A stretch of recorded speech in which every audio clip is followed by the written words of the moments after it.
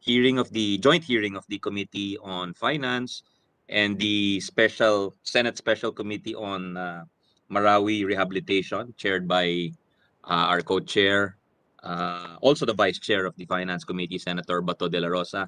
Good afternoon, sir, is with us. And also our vice chair, Amy Marcos, is with us. And we'd also like to acknowledge, among many others, some of the authors from Marawi City and Lanao del Sur. We have Kong Ansarudin Huki Alonto Ajong from Lanao del Sur's 1st District, author of House Bill 9925. Good afternoon, sir. Kong Amil Hildas Ami Sangkopan of Amin Party List, also an author of House Bill 9925. Marawi City Mayor Majul Gandamra is here, I believe. Attorney Noel Tiampong is the Chief of Staff of Office of Congressman Yasser Alonto Balindong from the 2nd District of Lanao del Sur. And from Task Force Bangon Marawi, we have with us the Chairman, Secretary Eduardo Del Rosario. Good afternoon, sir. And Attorney Siegfried Lapasaran. And from the Bangsamoro Transition Authority, we have Attorney Ana Tarhata Basman, the member of the Barm Parliament. Department of Social Welfare and Development, Yusek Felicissimo Budjongan. From the Department of Environment and Natural Resources, Yusek Jim Sampulna. From the National Housing Authority, Assistant General Manager Victor Balba. From the CHR, or Commission on Human Rights, Ms. Reina Bermudez, Chief of the Center for Crisis, Conflict, and Humanitarian Protection. From the Human Rights Violations Victims Claims Board, Dr. Erlida Centurias. From the DBM, Department of Budget and Management, ASEC Cristina Clasara. From the NEDA, Director Remedios Endencia. From DOLE, Director Rosalinda Pineda. From the Bureau of Local Employment. From the DOJ, State Counsel Attorney Marlin Angeles.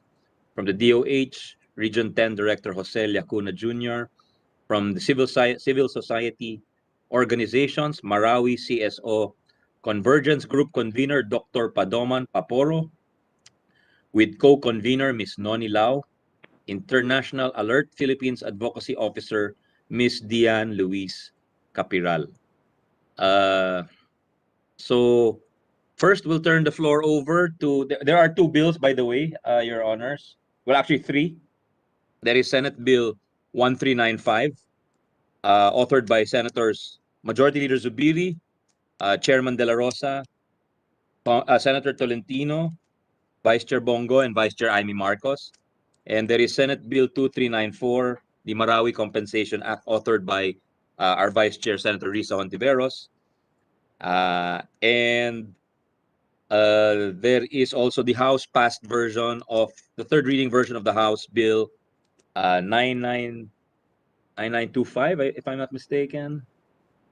9925, and the authors are also here. And we'll recognize them to give their sponsorship remarks.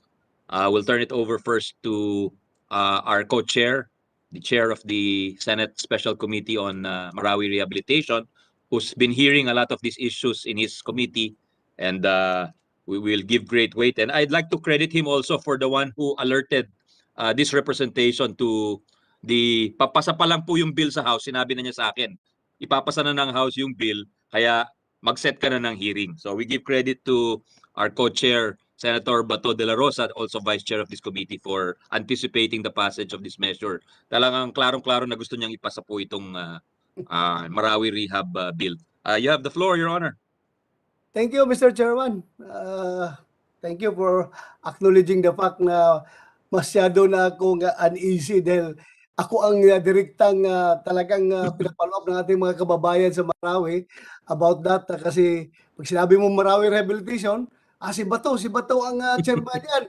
Without knowing na secondary committee lang pala ako, ikaw pala ang primary committee. Kaya I've been following up with you. Alam naman natin kung gaano ka-busy yung committee natin sa finance, kung gaano ka-busy. So, thank you, Mr. Chairman.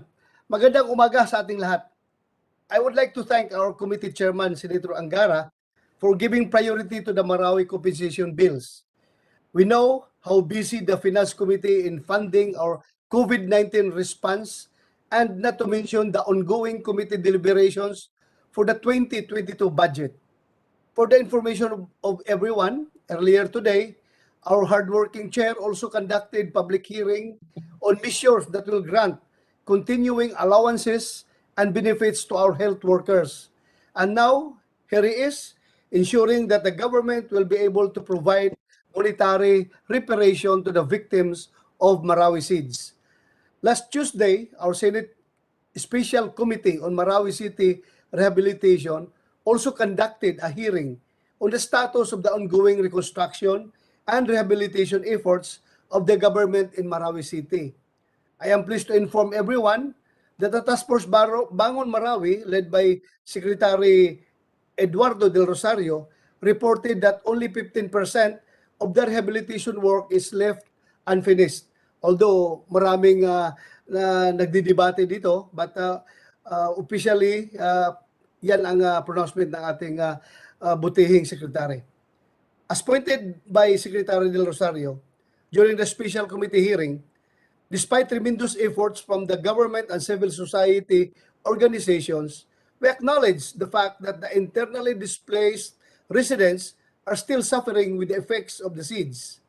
Mas pinalala pa ng pandemya ang kahirapang nararanasan ng ating mga kababayan sa Marawi. I completely agree with Secretary Del Rosario when he declared that without the approval of the Marawi Compensation Bill, Marawi Rehabilitation will not be 100% complete. Ang nakataya po sa panukalang ito ay ang maayos na pagbabalik at pagsisimula ng panibagong buhay ng ating mga kababayan sa kanilang magandang lungsod ng Marawi. Kaya naman, kahit mayroon ng building permits na inaprubahan ang pamahalaang lokal ng Marawi, hindi sila makapagsimula ng pagpapatayo ng kanilang mga bahay. Ang problema, wala silang panggastos para sa materyales na bubuo muli ng kanilang bagong tahanan. Kasama ng mga gumuhong bahay sa gitna ng putukan ay ang kanilang mga pinagkukunan ng kabuhayan. Kung kaya't mas nararapat na mapabilisan ang pagpasa ng panukalang batas na ito upang sila ay matulungan na magsimula muli. In fact, Mr. Chairman, during our last special committee hearing, it was reported by many of our resource persons that nung pumasa na on third reading doon sa House of Representatives, itong bill na ito ay marami daw, halos lahat na ng mga IDPs ng Marawi were rejoicing because yung pinakamatagal daw nilang hinintay, andyan na. Without realizing na yung approval ng HOR was only 1/3 of the process. Another 1/3 will be performed by the Senate and the last 1/3 will be performed by Malacanang. Kaya ako napilitan na talagang magpa-follow up na.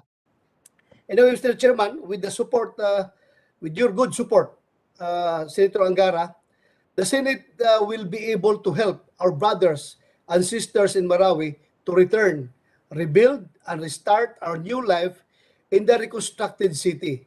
Mr. Chairman, it is the best time that we pass this measure, and for this, I manifest my support for its speedy enactment. Thank you, Mr. Chairman. Salamat ng marami, Co-Chair Senator Bato de la Rosa.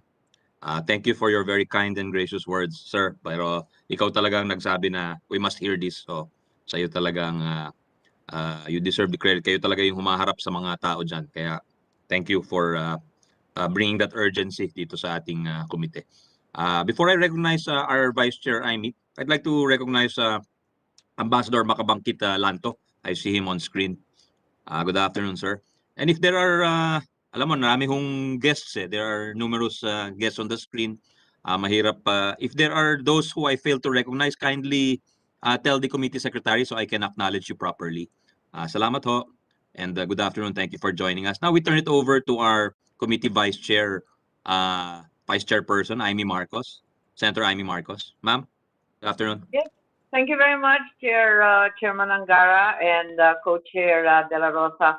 We are all united in wanting to get the compensation bill passed as quickly as possible But given the exigencies of COVID and the rest of the demands on our financial capacity, the key is really to fund it sufficiently. I wasn't able to ask some questions when we had the special committee hearing, but I noticed that as of May 2021, DBM had released 23.56 billion for the rehab of Marawi City.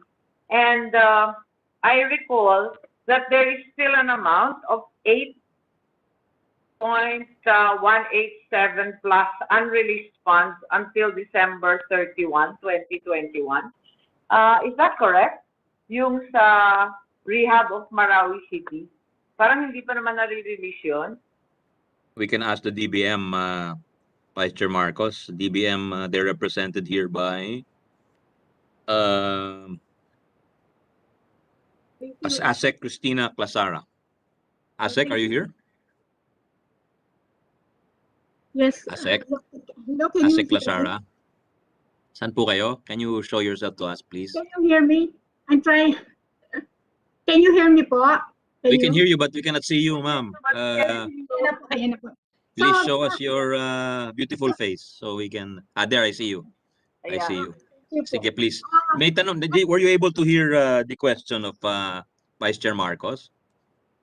I think it's about the balances of the 2021 budget for Marawi. She was asking Yeah, about that's correct. number one, yung release ng 23 billion. Tama ba? I'll let her Tama. say it. I'll let her repeat it para accurate yung figures. Oh, sige. As of May, the DBM had released a total of 23.56 billion for the rehab of Marawi City. So according to your report, there's still an amount of 8.187889 unreleased funds, which are valid until the 31st of December 2021. Mr. Chairman, Your Honor, let me give an update on the total releases that we made for Marawi. As of July, we have here July 31, the total releases made for Marawi is 26,459,000. And it came from NDREAM Fund, Unprogram Fund, Contingent Fund, coming from the Quick Response Fund within the agency budget also, and from grant that we have received. As far as the 2021 GAA is concerned, of the 5 billion appropriation under the NDREAM Fund for Marawi, we have released 1,950,000,000, leaving a balance of 3,049,000,000. That's for 2021 GAA. Doon po sa 2020, meron pa tayong maliit na hindi pa nare-release. It's 8,187,000. Ayan, so those are the updated amounts. Hindi, naghahanap tayo ng pera eh. Kasi kung hindi naman maliwanag kung saan igagastos to, baka pwede nang i-apply to kagad. Kasi yung compensation fund, tagal-tagal na nag-iintay, 5 years na yan. Parang meron akong naka-earmark dyan si Secretary Del Rosario. Of the 3 billion po na natitira, we have there's a 2.6 billion na nakapending po for OP approval already. Ano yung mga projects niyan? I don't have po the details with me of the 2.6 billion, but we can furnish you ano po yung detalye nung nakapila na po. We're just waiting for OP approval. I just don't know if the Secretary Del Rosario would have it. Yes, I think the reason, Mr. Chairman, I'm asking this is that some of the choices of infrastructure and other projects have been very controversial because the convention center, for instance, does not appear to be an urgent infrastructure need. Rather, perhaps the compensation and funds for the destroyed houses are far more important. So that's what we need to look at. If there are funds about that, they're applied to truly priority projects like the Compensation Act. Also, we will live and die by the list once again of the buckwheat kasi hindi tayo magkasundo sa listahan. And also, I think it's important that we derive some information from Mayor Mahul of Marawi City as to the extent of the damage in the record of civil registry. Kasi na sira rin yung civil registry at nawala yung mga records, kaya hindi magtugma-tugma yung listahan natin. Can that be reconstituted or retrieved? Perhaps in the course of this hearing, these issues can be addressed. Thank you po. Your Honor, if I may add, I have now Please. on the 2.6 billion that I mentioned that is subject to OP approval, 2.2 billion of that is for the National Housing Authority. 170 million is for the Department of Transportation, and 271.8 million is Philippine Ports Authority. I just don't have the list of the project, but definitely for the housing, for the NSA, it's for housing. Yes, thank you very much. But given that this is in the less damaged areas, perhaps we can reconsider some of these projects so that we can immediately realign to compensation so they can go back to ground zero where they formerly lived. Thank you. Okay, pakisubmit na lang yung details, ASEC, so we have a formal record of the figures you gave. We'll now go to, I think there's no more senator who wishes to speak, so we'll turn it over to the House authors and sponsors of the law. First, we'd like to acknowledge for their sponsorship remarks, or his sponsorship remarks, the representative of the 1st District of Lanao del Sur. We have Congressman Huki Adjong with us. Sir, good afternoon.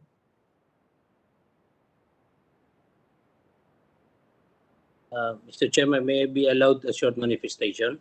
Yes, please go ahead, sir.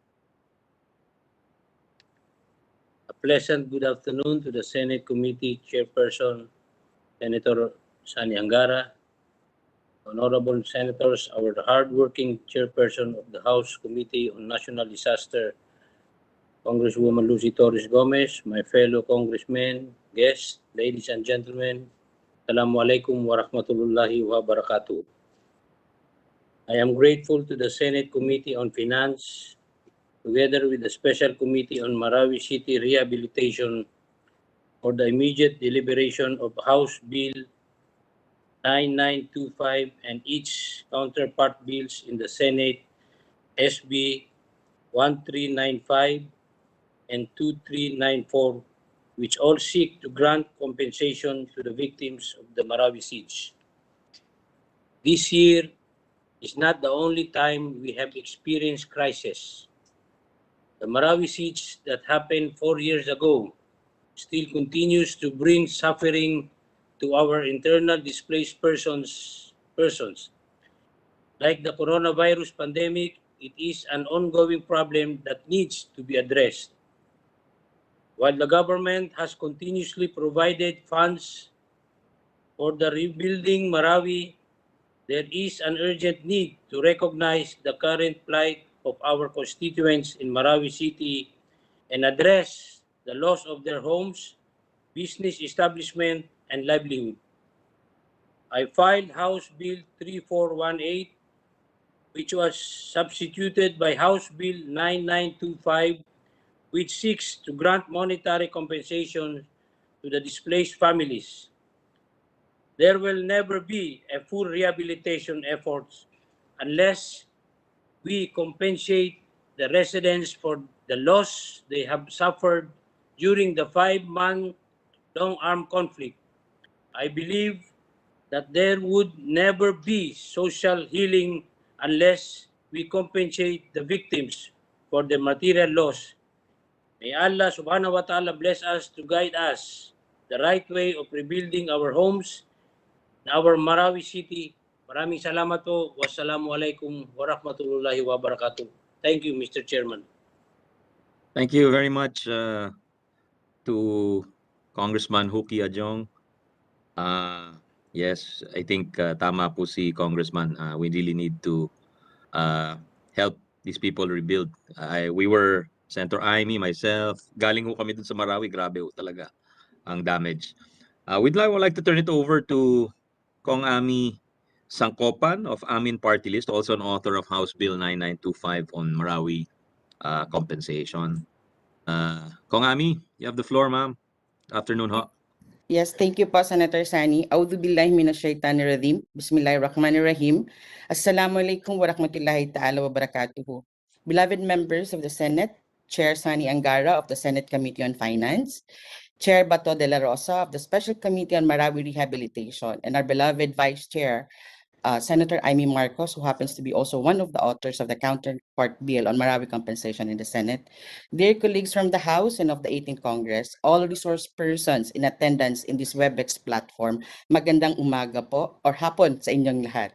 Mr. Chairs, Honorable Senators, for 4 years now, Marawi City has been through a crisis like no other city in the country has seen.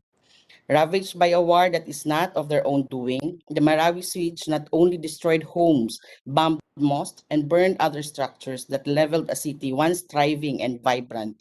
It has also brought profound sadness and destitute to thousands of families whose safety and well-being are jeopardized and their dignities robbed. Tunay po na walang isang tao na makakapagsabi ng eksaktong halaga ng pinsalang dinulot ng gyera sa kanilang buhay.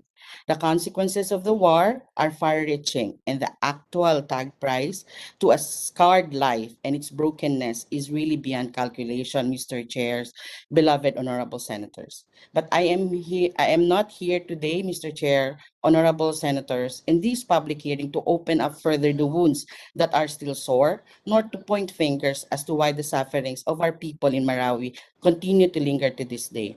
For the true motivation and my mission today that I hold dear in coming here today, Mr. Chairs, honorable senators, is to seek for your favor and appropriate solutions that will expedite the push forth the commutation of the Marawi compensation bill into law. This measure, the Marawi Compensation Bill, has the capability to give normalcy back somehow to our people, for it shall provide them with monetary reparation for the destruction that they have experienced in their residential houses, commercial buildings, and other properties in Marawi, as well as affected areas in Lanao del Sur during the 2017 Marawi siege. Private property owners shall at last be granted a replacement cost for loss or destruction of property as a result of the implementation of the Marawi Recovery and Rehabilitation Plan. Bagamat aninag na natin ang pagdating ng bagong bukas para sa bayan ng Marawi, alam din natin na marami pang problema silang haharapin para sumailalim sa mga prosesong inilagay ng pamahalaan para sa katuparan ng batas na ito. I appeal to you, Mr. Chair, the chair of the two committees, Honorable Vice Chair, Amy Marcos, my fellow legislators, to continue helping our Bakwits in ways that your good office can accommodate. Let us give back the dignity of the Maranao, especially for their women and children. The people of Marawi have waited and languished enough. I implore you and pray that your support in this legislation be as fervent as the people of Marawi. Maraming salamat po at magandang araw. Magandang araw po sa inyong lahat. Wassalamualaikum warahmatullahi wabarakatuh. Salamat, Kong Ami. Count on our support. You have it. Can we acknowledge, can we hear from Marawi City Mayor Gandamra? Sir, nice to see you again. We were together many years ago, right after the siege and during the BARM hearings, but nice to see you again, sir. Please feel free to update the committee and talk about the bill or any situation that you feel is urgent and the committee should know about, sir.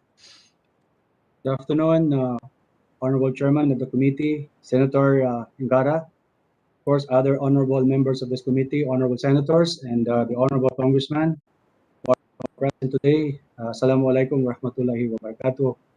It has been 4 years since the national government has announced the liberation of the Islamic city of Marawi, my city, from the militant extremist groups that attacked the city and left its business district in ruins. While all the infrastructures projects within the most affected areas of the city have been started, and come October, places within the various sectors of the MAA, we have 9 sectors, will now be open for residents to rebuild and reconstruct their lost homes. It is the strong recommendation of this office that the compensation bill be passed into law and create even a small semblance of hope and justice for what the residents of Marawi City has lost during the siege. And I would like to express my profound thanks to the authors of the compensation bill at the lower house, and of course to all the members of the House of Representatives, including the Speaker, for the speedy passage of this bill on third reading. And would like also to appeal to our honorable senators na sana po with the passage of the bill at the lower house ay ganun din po ang mangyayari sa atin sa upper house, upper chamber. We would like to make some suggestion, honorable chairman of this committee. For instance, that the assigned agency to conduct a survey on the affected land structures, and it is the DNR Region 10. Based on the latest result of the social cartography conducted by the said agency, the following are the current total count of affected structures and lands within the various barangays inside the most affected areas. We have 24 barangays which were affected by the siege of Marawi City. As of 2021, we have total structure of 5,227. Lot and structure, a total of 5,991, a total of 11,218 structures. Kaya ko po nabanggit yung structure dahil yung pong struktura na ito, pagmamayari ng mga struktura, sa kanila po yung struktura, pero hindi ho sa kanila yung lupain. But they own this improvement. Yun naman pong merong pag-aari na lot and structure, meron po tayong 5,921. A total of 11,218 affected owners of structures within the ground zero. This number reflects the total number of affected infrastructures, including the lot, after 4 years of survey within the city's most affected area. The recommendation of the LGU of Marawi City through the Project Management Office as to the computation of the compensation which will be given to the affected residents, it is our strong recommendation that the basis for compensation for these affected residents will be the following. First, or primarily, pay was to evaluate the nature of the structure, whether it is residential, commercial, institutional, or others. Then the Project Management Office also suggests to evaluate the construction materials used in the building of the respective structures, whether it is concrete, wood, composite, or others, and include the type of roofing used, whether it is concrete or GT sheets or others. Afterwards, the Project Management Office suggests also the evaluation for the extent of damage or the soundness of the building, whether it is minor, moderate, or severely damaged. For the information of the body, hindi ho lahat ng mga struktura doon sa most affected areas ay pinademolish. Mayroon pong nagbigay ng consent, mayroon naman pong hindi nagbigay ng consent. In other words, mayroon pong mga natitira after the completion of the demolition, mayroon pong mga natitira mga struktura na pwede pa hong ayusin. Hindi to totally damaged, and based on the inspection of the engineers, ito po ay pwede pang ayusin.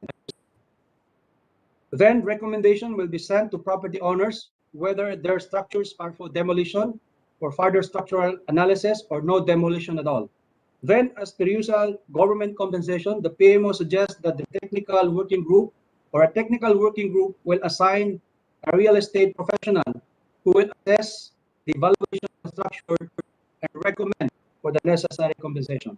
Ito po ay humble proposal or suggestion from our end, so that the committee that will of course evaluate the extent of compensation ay matulungan natin ito on the part of it. I would like to submit to the to the sound discretion of this committee kung ano man po ang salamat po. Salamat, Mayor Gandamra. Of course, we will give deference to your opinions because you are there on the ground, and you speak for the residents of Marawi, as do the representatives in Congress. Yes, Vice Chair Amy, I saw you raising your hand. Go ahead, please, ma'am. Yes, that was the question I mentioned earlier. I think Mayor Mahul is the one who's able to answer, because early on, I recall about 2-3 years ago, the question was the record of the civil registry of the city. However, it could not be reconstituted or retrieved. Today, he mentions the survey, an extensive and detailed survey by the DENR. So are we saying that the list today will be the DENR list and there is no further need to reconstitute the civil registry of the city? Pwede nang Thank you. pagbasehan sa DENR, Mayor? Thank you, Mr. Chairman. Yes, Senator. What I'm saying is that itong data that was collated by the DNR during this cartography processes ay maaaring magiging supplement doon sa existing data sa Register of Deeds. I would like to inform the good senator that during the deeds, hindi po the deeds of Marawi City. In fact, all of the documents are intact dahil ang Okay. civil registry or register of deeds of Marawi City is situated within Marawi City Hall Complex. Ang Marawi City Hall Complex po ay hindi apektado during the siege because I was there during the height of the siege. So we protected the City Hall from being overrun by these terrorists. I see. The initial reports were that a great amount of damage was endured by the civil registry, but we're happy to hear that perhaps the issue really is the property, no, the ownership. Itong sinasabi ninyo na 5,227 structures na hindi naman na pag-aari yung lupa. So, ano yung compromise dyan? Kasi di ba nung umpisa, malaking gulo dyan kasi military base mula pa sa panahon ng Amerikano. Pero as I recall, I don't know, but as I recall, there's always the possibility of a presidential proclamation releasing military base land to long-standing owners. Is that an option?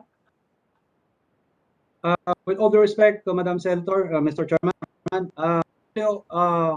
yung mga issues about military reservations is not confined within Ground Zero. In fact, itong Ground Zero po ay wala hong military reservation. Wala hong lupa under military reservation. Nagkakaroon lang po ng problema because of the titling. Ang mga titulo po, karamihan ho sa titulo ay nasa mother title. It was not segregated. So that's the reason why nagkakaroon ng problema. I see.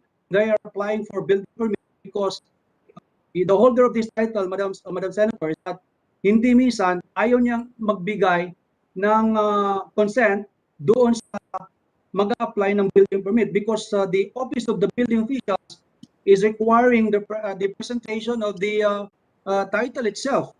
And so that kapag ikaw ay mag-apply ng building permit, kung wala ho kayong building permit, you have to seek also the concurrence of the holder of the title. Kasi malaking title ho to, hindi pa nasi-segregate. So, ang ginagawa po namin on the part of the local government through the city assessor, ay minsan ho, nagbibigay kami ng certification if we were able to settle among the family na bigyan ng consent so that we will give corresponding certificate that will be utilized by the applicant before the office of the building official. Oh, thank you very much, Mr. Chairman. That's a great relief that it doesn't require the complicated process of military land release, and that in fact the LGU has undertaken a great deal of work already together with the DENR, attempting to settle among family members and then subdivide titles as quickly as possible. Thank you very much. May mga numbers na tayo ngayon. Malaking bagay po yun. Thank you. Thank you for raising that, Vice Chair Marcos. We have with us the Chief of Staff of the Office of Kong Balindong. It's a bit unusual, but we'll break with tradition and allow him to speak if he wishes to say something briefly. The Chief of Staff, Mr. Attorney Noel Tiampo. Are you here, sir? Are you here, Attorney?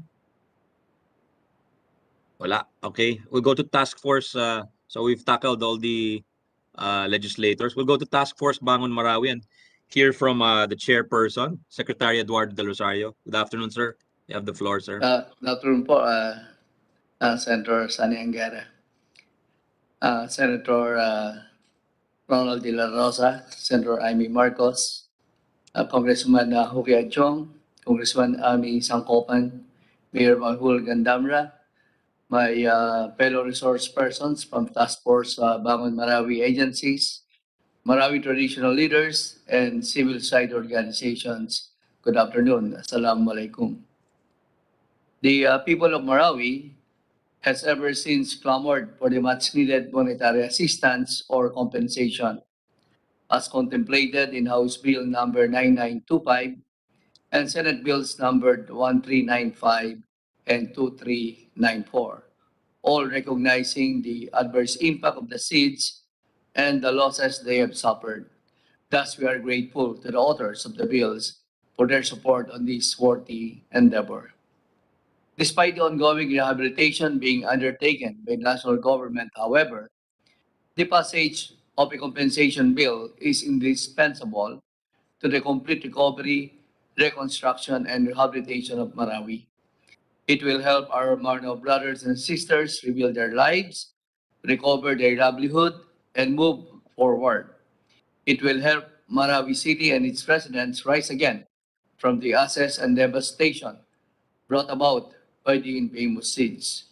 So I am one with the Maranaos in expressing my full support for the passage of the Marawi Compensation Bill. The passage of the proposed bill would also be deemed historic, as it would blaze the trail for future laws and programs granting appropriate remedies, reparation, or compensation to those that may be displaced and adversely affected by future armed conflicts which sporadically occur in our country and serve as a mechanism for social justice. May we point out also that the Task Force Bangon Marawi is merely an ad hoc interagency task force whose resources are sourced from available funds of member agencies and the National Disaster Risk Reduction and Management Fund. Since we anticipate that the implementation of the program would require relevant experience, expertise, and full-time work, we believe that the Marawi Compensation Board, as proposed in SBN 1395, could work more expeditiously and be more effective in undertaking the monumental task at hand. This can be similar to the Human Rights Victims Claims Board. As to the determination of rightful claimants for compensation, mere possessors or renters of damaged, destroyed structures should be vetted meticulously to establish who actually funded the construction of these structures, whether it be the renters or the lot owners themselves, to avoid possible duplication of claims. Likewise, we propose that appropriate compensation provisions be given to private owners of elementary, high school, and college level schools, including madrasas, to ensure that the educational sector is also prioritized.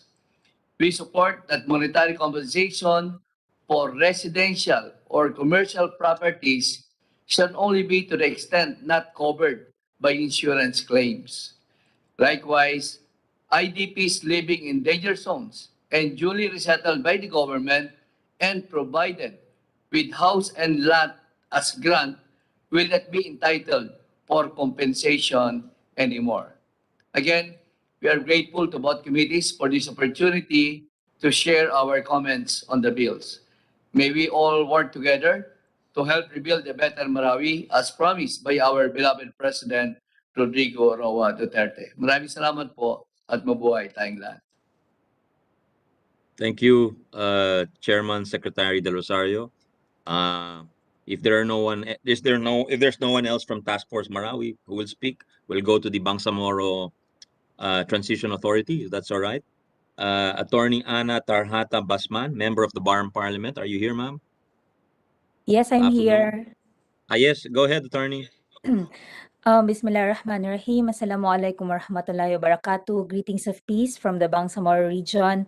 Before I begin, allow me to thank the Senate Committee on Finance and the Senate Special Committee on Marawi Rehabilitation for inviting us again to this hearing on the Compensation Act, which our brothers and sisters from Marawi have long been clamoring for.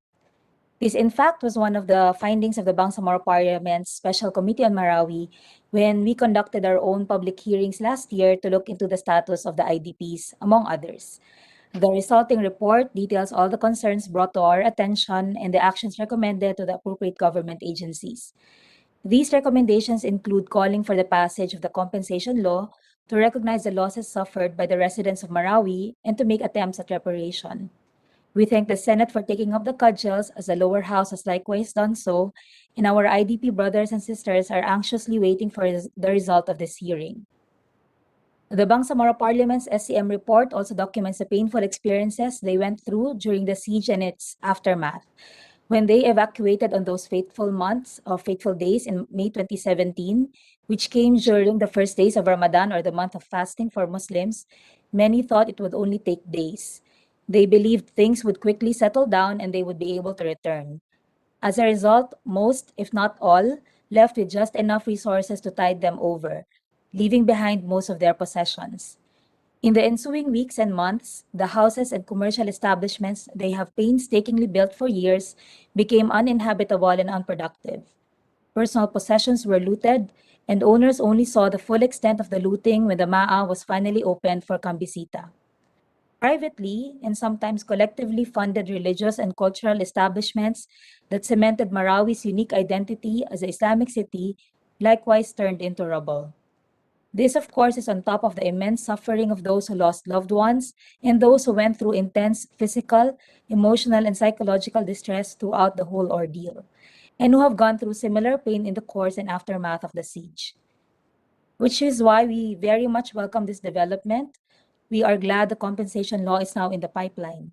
This measure will not just allow the private citizens of Marawi, who, let's remember, have been deprived of normalcy for 4 years and counting, to begin the process of rebuilding and healing, coming to terms with the full impact of the Marawi siege, which must involve facing the real extent of the damage to our beloved city and its people, can only unfold through the processes laid out in this proposed law. We hope we do not waste this opportunity, and we want to make clear that this compensation law must be what this compensation law must be if it is to be effective. This compensation law must compensate for all property losses of people, including cultural or religious ones, as well as personal properties, as provided in Senate Bill number 1395. Compensate for losses suffered even outside MAA, as provided in Senate Bill 1395 as well. Compensate for non-material or physical losses, as provided in Senate Bill 2394. And finally, it must not, in its procedure, cause the unnecessary reopening of wounds for IDPs. For instance, while we understand the challenge of proving personal property losses, requiring presentation of complete evidence of loss may have to be clarified so as not to make it impossible for IDPs whose entire lives, along with any possible proof of ownership or possession, were destroyed during the siege. We also hope our understanding is correct that in Senate Bill 2394, Section 5, which talks of destruction and demolitions in the course of the implementation of the MRRP, is distinct from Section 10, which covers giving consideration and due weight to widespread displacement and wholesale destruction of property and its socio-cultural and religious impact on the lives of the people of Marawi, as well as the allocation of points to victims who died and have been disappeared as a result of the armed conflict and whose properties have been destroyed. If we understand it correctly, this in effect means that even material or physical losses incurred in the course and as an aftermath of the siege are to be compensated, not just those that resulted from the demolition in the implementation of the Marawi Rehabilitation Plan of the TFBM. Likewise, deaths and disappearances will also be assigned monetary compensation. We'd also like to voice our agreement with Senate Bill 1395 on the following. First, on having a clear budget for the operationalization of the law. However, we hope that there will also be room for allowances should the estimated 30 billion or operationally at least 29.95 billion, less the maximum of 50 million for the operational expenses of the office, for compensation claims fall short of the needed funds. Second, on the creation of a separate, independent, quasi-judicial Marawi Compensation Board to perform the mandate of the law.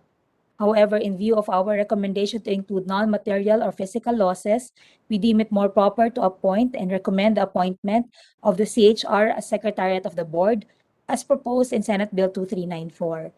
In fact, the CHR can be tasked to work with the Bangsamoro Human Rights Commission to ensure a more facilitative process since the locus of the task is within BARM, where the functions of the CHR is already being performed by the BHRC. In closing, we emphasize that we see many good points in both versions of the bill, including the House bill as approved on third reading. We hope this will be retained once the bills are consolidated so we may have a law that is truly responsive to the needs of the people of Marawi, one that will bring us closer to real healing and recovery. Thank you very much once again to the chairs of the committees, and Assalamualaikum warahmatullahi wabarakatuh. Thank you to Attorney Anna of the BARM Parliament. Can we now hear from the DSWD? We have Yusek Budjongan with us. Yusek, good afternoon.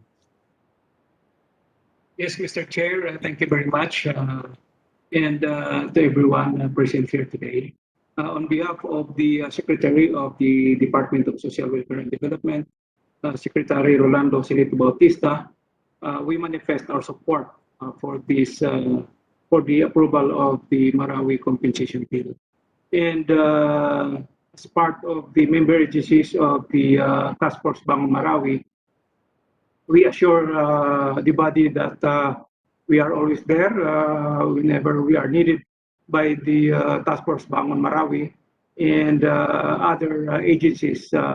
We could be of help, and pagpatuloy po namin ang aming maagap at mapagalingang serbisyo may malasakit at serbisyo may puso. Thank you very much, Mr. Chair.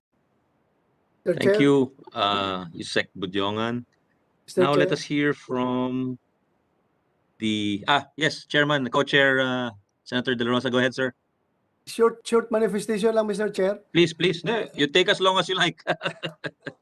For the record, I would like to this body to be notified that Yusek Budjongan is also from Mindanao State University. Sabay po kami nag-aral sa MSU at sabay po kami umalis at sabay kami pumasok sa PMA. Sabay po rin kami gumraduate sa PMA. Kaya kung meron bang dapat malapitan yung ating mga kababayan sa Marawi sa DSWD, dapat si Yusek Budjongan ay puntahan rin ninyo dahil ay batang emisyo rin yan. Doon rin niya nagtagal nag-aral. Yun lang, Mr. Chair. Thank you very much. Thank you for sharing that with us. MSU is the biggest state college in the country, if I'm not mistaken. Sila or PUP, no? I'm not sure who minsan nagpapalit yan, no? Now we recognize DNR, Yusek Jim Sampulna. Are you here, sir? Yeah, go ahead, sir. Your comments on the measures being discussed. Good afternoon, ladies and gentlemen. Good afternoon, Mr. Chair. On behalf of the Honorable Secretary Roy Shimato, we support the passage of the compensation bill. And we also assure that anything that will be done in Marawi for the benefit of the people of Marawi, the DNR is in full support, sir. Thank you very much. Salamat po, Yusek Sampulna. NHA, we have Assistant General Manager Victor Balba. Of course, we have Secretary Del Rosario for the Housing, Department of Housing is here also. Go ahead, GM Balba. Good afternoon, Mr. Chair. The proponents of the several bills on hand, and also our other members present here. NHA fully supports the intent of the bills to provide monetary compensation to the citizens of Marawi who have lost their homes, belongings, and means of livelihood due to the 2017 conflict.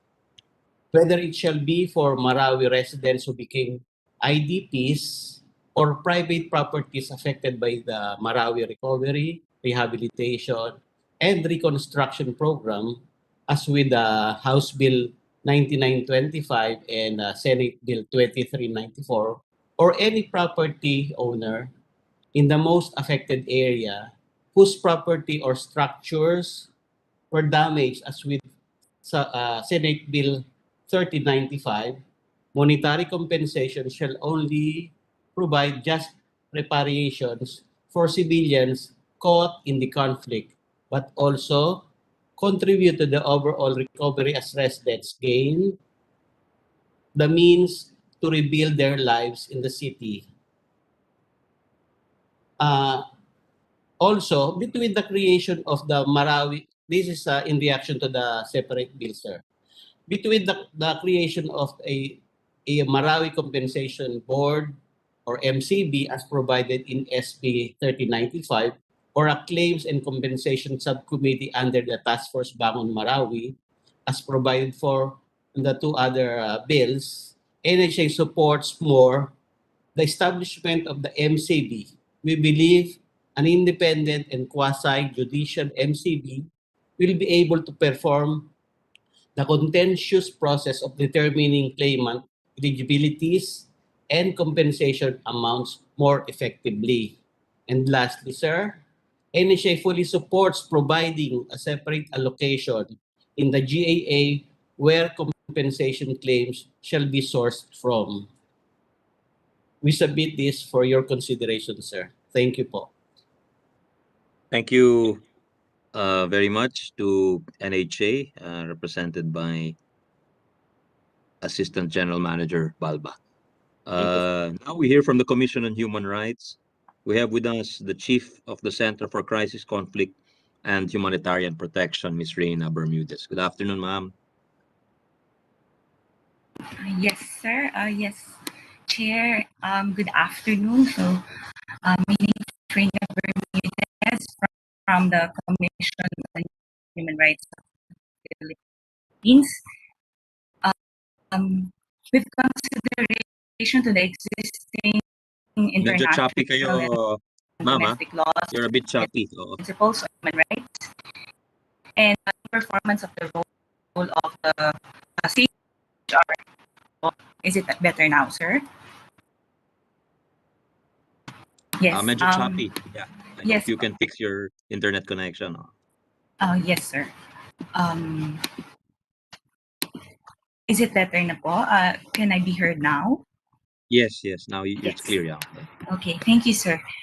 So in consideration of existing international and domestic human rights laws and principles, and in performance of the role of being the country's national human rights institution, the CHR recognizes and supports this measure that provides reparation and compensation for persons and families whose rights were violated in relation to the Marawi City crisis. The passage of this bill is one of the recommended steps that the government could take to provide open opportunities for affected communities to recover their properties and rebuild their lives and achieve durable solutions.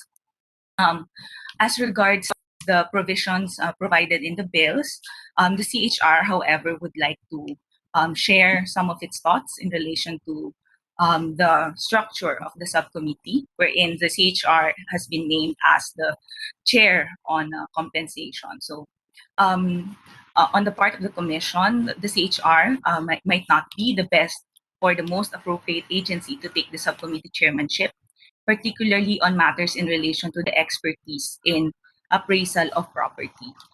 Due to the limited number of staff and expertise of the commission in relation to matters of property appraisal and compensation, we believe that such tasks might be better be provided to an executive office that already has such capacities.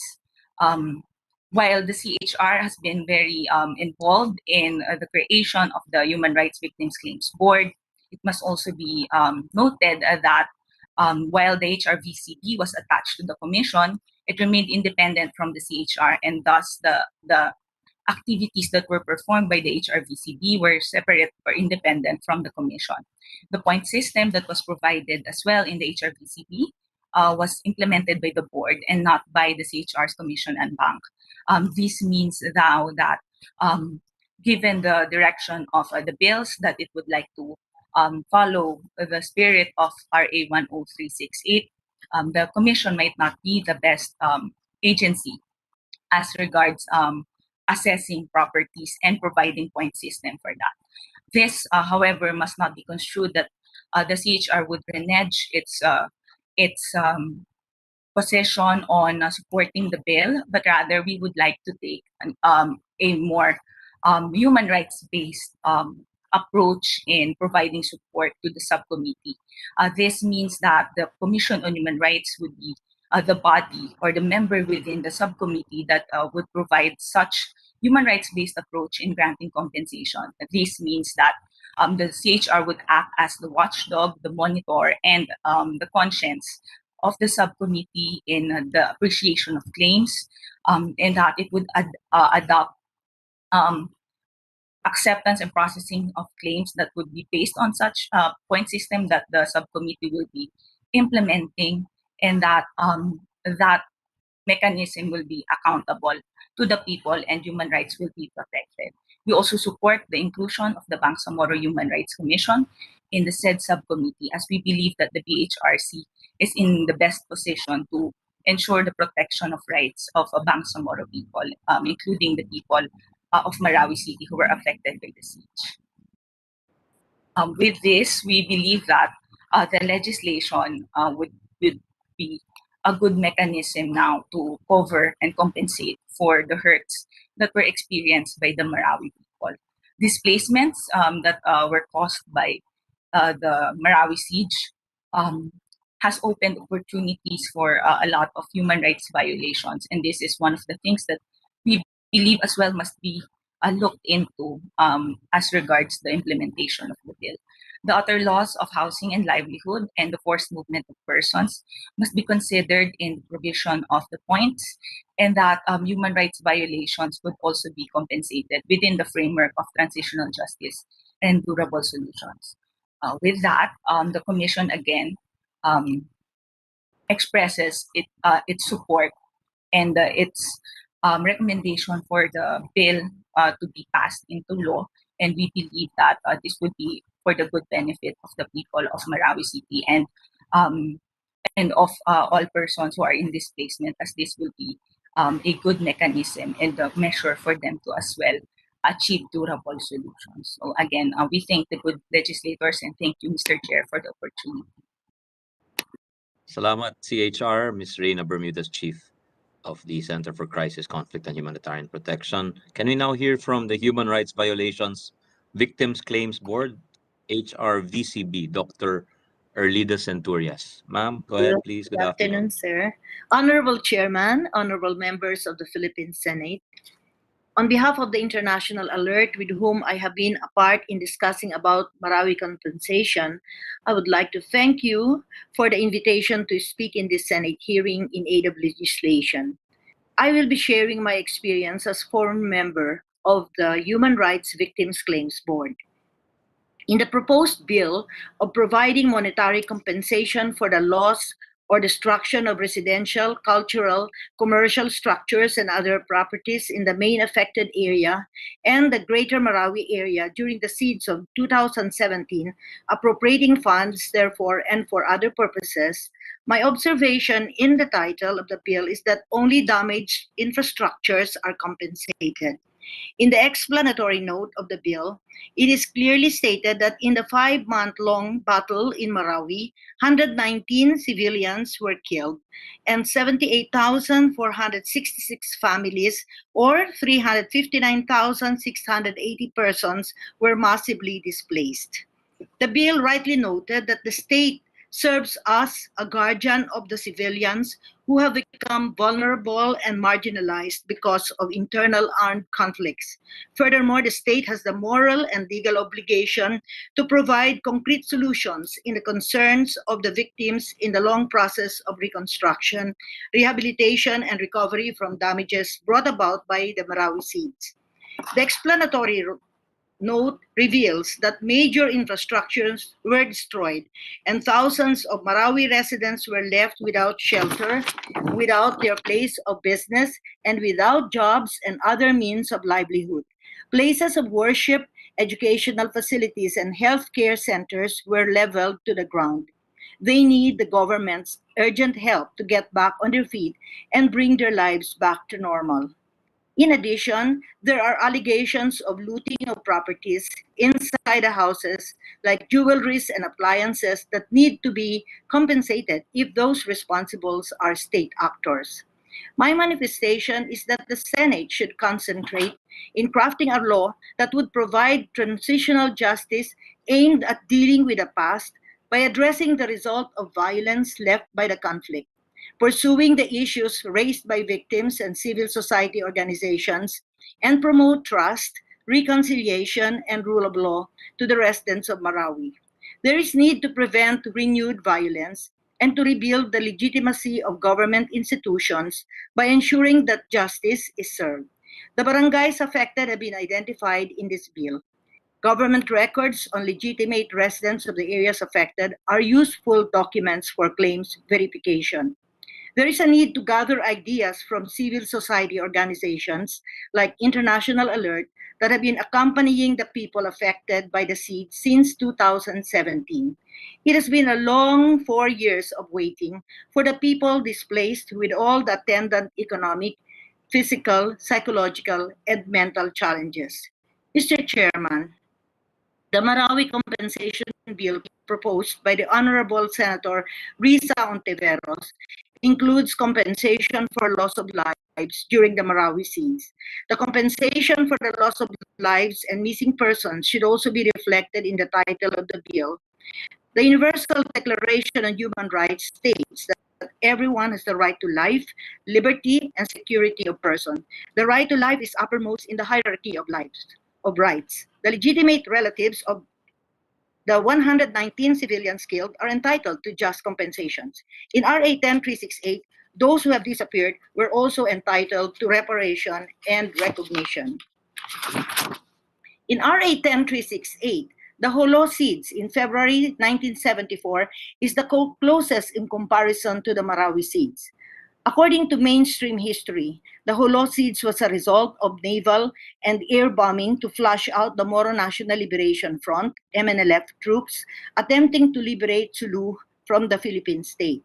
The historical appreciation, according to Bangsamoro activists, quote, disregard the gray areas in the complex relationship between the different actors in the narrative, such as the civilians, Philippine state forces, and the opposition, like the Moro rebels. Other forms of transitional justice are needed to address the historical injustice and grievances expressed by the Bangsamoro. The Honorable Congressman Mujib Hataman will be a good resource person for transitional justice that should go alongside the compensation of properties and people killed and disappeared due to the siege. When the board looked at the documents submitted by claimants from Holo, we faced the challenge of evaluating the claims. While the board exercised liberal construction in favor of the victims, still many claims were denied because of failure to present documents establishing the identities like birth certificates or the identities of the deceased relatives like death certificates, and even the narratives they submitted that showed a different date of the Holo siege. The document from the two disinterested witnesses were often not reliable.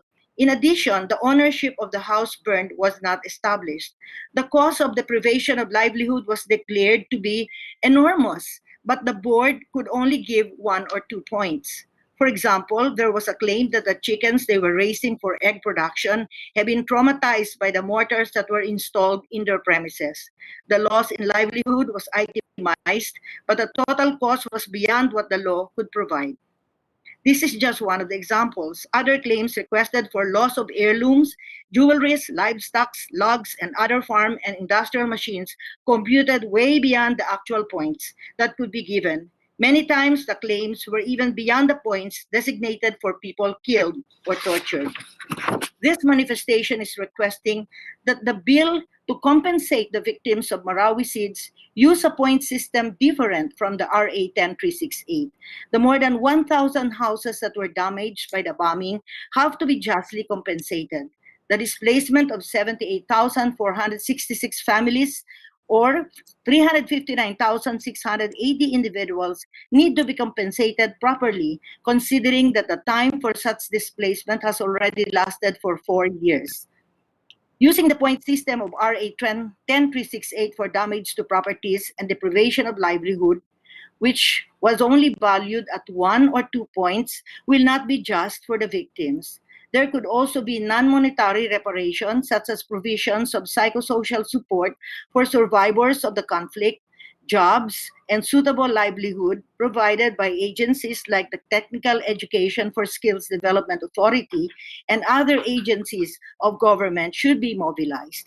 The other option is to have a program similar to the Marshall Plan of the Western European countries affected by World War II, especially for common areas identified in this bill, such as places of worship, educational facilities, and healthcare centers. Especially now, we need to have a strong healthcare system, and the hospitals should be in place that were leveled to the ground. Marawi deserves adequate assistance for the rebuilding of community infrastructures destroyed by government's bombing of Marawi. It is also a good opportunity to do urban planning with the participation of affected communities. Thank you, Mr. Chair. Thank you very much to the Human Rights Violations Victims Claims Board, Dr. Centurias. We'd like to acknowledge the presence of one of the bill authors and one of the vice chairpersons of the committee, Vice Chairperson Risa Montiveros. Good afternoon, ma'am. Would you like to say anything in sponsorship of your bill? Would you like to say anything? We'll give you the floor, Your Honor. Thanks so much, Mr. Chairman. Actually, I was just going to make a parliamentary inquiry with the chair when it would be proper to begin to ask for information through our committee and also to pose a few questions. So I'll wait for that. Unless it's already the proper time, Mr. Chair. I'm not sure if it's all right with you, maybe we can do a quick run through I mean, if you really have an urgent question and it's just you don't want to let it go, you can ask it. But I was thinking we follow the usual is we get everyone's to say something and then we throw our questions to them. If that's all right with you guys. Yes, Mr. Chairman. Thank you. Thank you. Thank you very much, Vice Chairperson Ontiveros, also an author of the Marawi Compensation Bill. So now we hear, does the DBM have anything to add to what it said earlier? Si Asek Clasara.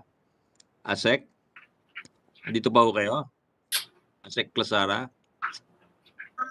Yes, Your Honor. Yes, I know you got to speak earlier, but baka may dadagdag kayo. That was in response to an earlier query from Vice Chair Marcos. Baka you'd like to give a more comprehensive comment on the bills? We don't have yet an official position for the Senate bill, but we have already submitted the position of DBM on the House bill version. Okay. Opo. Allow me to read it. Here. Sorry. So, if I may report, this is the letter of then Secretary Wendell Abisado to the chairperson of the Committee on Disaster Management, Congresswoman Torres, on the House bill for the monetary compensation bill. We recognize the primary objective of the bill to give aid through monetary compensation to the victims of the Marawi citizens for the loss or destruction of residential and commercial properties. However, the Development Budget and Coordination Committee highlighted on its meeting last October 16, 2018, that the economic managers were apprehensive to recommend the proposed Marawi Seeds Compensation Act bill in 2018 for the following reasons. The proposed measures might be precedent-setting to address the effects of terrorist attacks and calamities, as this is the government's role to prioritize the welfare of the poor and not those with the means to recover. Second reason is for the proposed measure poses possible duplication and overlapping with the various interventions being pursued by the government towards the rehabilitation and reconstruction of Marawi. Third po, the funding requirements for the proposed compensation package will eat up a significant portion of the fiscal space.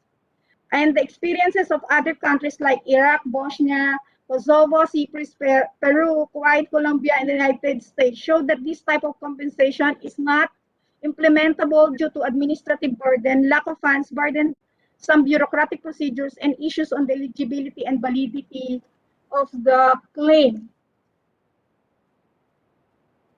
And given the tight fiscal position of the national government, especially now with the pandemic, and the bill do not include revenue-generating measures, this will add to the budget pressure, particularly with the of the Mandanas case, and might cause really further breach the target deficit. So, thus we are constrained from favorably recommending the passage of the bill. Thank you, This is Sec. from the letter dated December 2019. Thank you. Thank you, Your Honor. Okay. Yeah, maybe you can ask your OIC if they're adopting the same position because I know wala na po si Sec. Wendell. Yes. Or if you just let us know if that's still your position, no? Just to be definite about it. Yes, Your Honor, we will. Thank you. Can you now hear from NEDA, Director Remedios Endencia? Director Endencia, are you here? Yes, Mr. Chair, thank you. Yeah, go ahead, ma'am.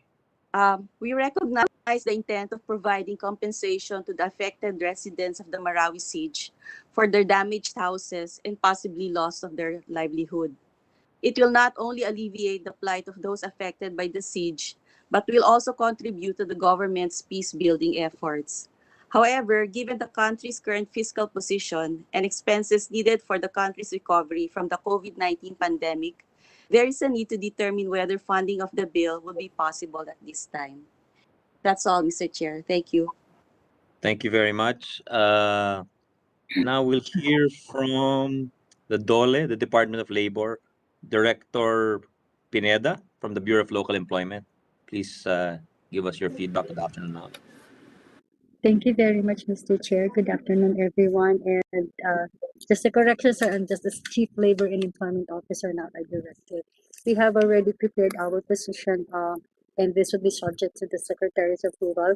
However, the department actually lauds and warmly and fully supports these legislative measures, which will indeed help those displaced families and to recover and rebuild their homes and lives again by providing them monetary compensation for the loss and destruction of their property brought about with the siege. And likewise, the department recognizes the efforts of all the proponents of these legislative measures in fulfilling the state's duty of providing and upholding social justice provisions of the 1987 Constitution.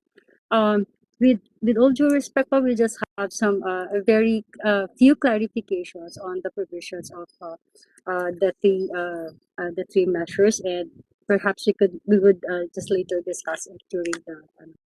Thank you very much. Thank you, Director Pineda. Next is the Department of Justice State Counsel Attorney Marlene Angeles. Attorney Angeles, are you here?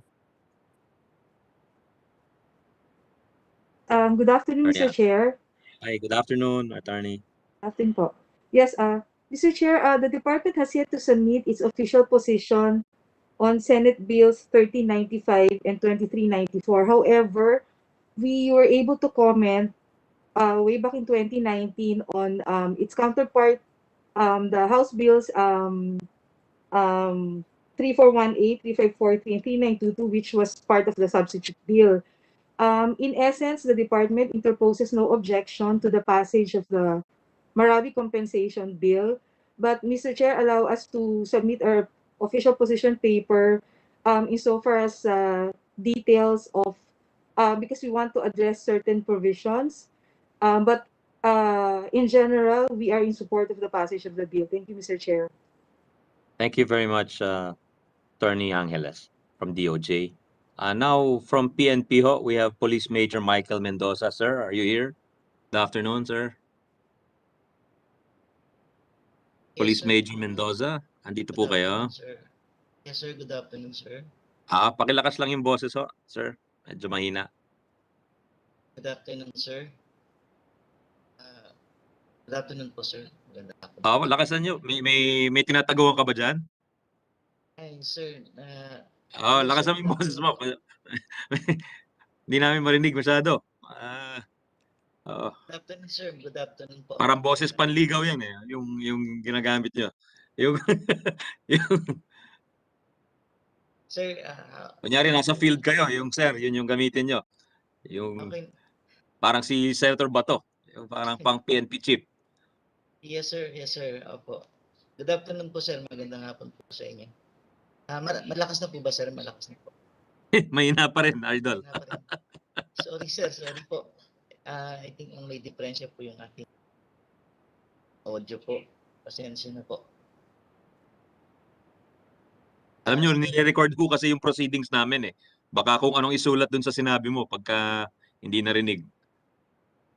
Huwag Yes, ka lang sir. gamit ng mga ganon-ganon. Oh, diretso ka na salita sa computer. Tingnan mo si Senator Bato, wala pang Yes, sir, microphone magandang yan. hapon po. Marami kang sabit-sabit dyan. Hindi malabo. Malabo ang dating. Kaya Sir, magsalita ka magandang daw. hapon po. Magandang hapon po sa inyo, sir. Mas maganda pa yan. Sige. Okay. Yes, sir. Magandang hapon po. Pasensya na po, sir. Pasensya na po. May ano lang po yung... No problem. Sorry po, sir. Go ahead. Yes, sir. Sir, with regard po sa mga projects po tungkol sa para po sa PNP, gusto ko lang po sanang i-report, sir, yung status po ng mga Bangon Marawi projects po. Una po, sir, yung Marawi City Police Stations po, sir, amounting to 14,545,000. Ito po ay malapit na pong matapos, sir, sa September 30 po yung target date po ng completion, sir. However, yung other projects po, sir, gaya po ng ground development, perimeter fence po para sa Marawi City Police Station, as well as yung compact 2 po, sir, ay meron na pong notice for termination, sir, yung project dahil po nagkaroon po ng issues. Number 1 po, sir, doon sa availability po ng lupa. Number 2 po, yung nagkaroon din po ng issue, sir, yung tungkol doon sa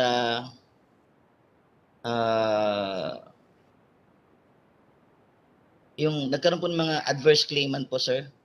And Anong project ko yan, Major? sir, yung ground development po at saka perimeter fence po para po sa Marawi City Police Station, sir. Okay. As well Okay. as yung Community Assistance Center, Compact 2 po. And yung Tourist Police Unit, sir. Sige po, we'll just ask for a written report ho, Major, if that's all right. Thank you, sir. Yes, sir. We will comply, sir. We will comply po. Salamat ho. Salamat. Sir. Next we go to the DOH kay Region 10 Director Jose Lacuna Jr. Director Lacuna, are you here, sir? Yeah, gandang hapon ho.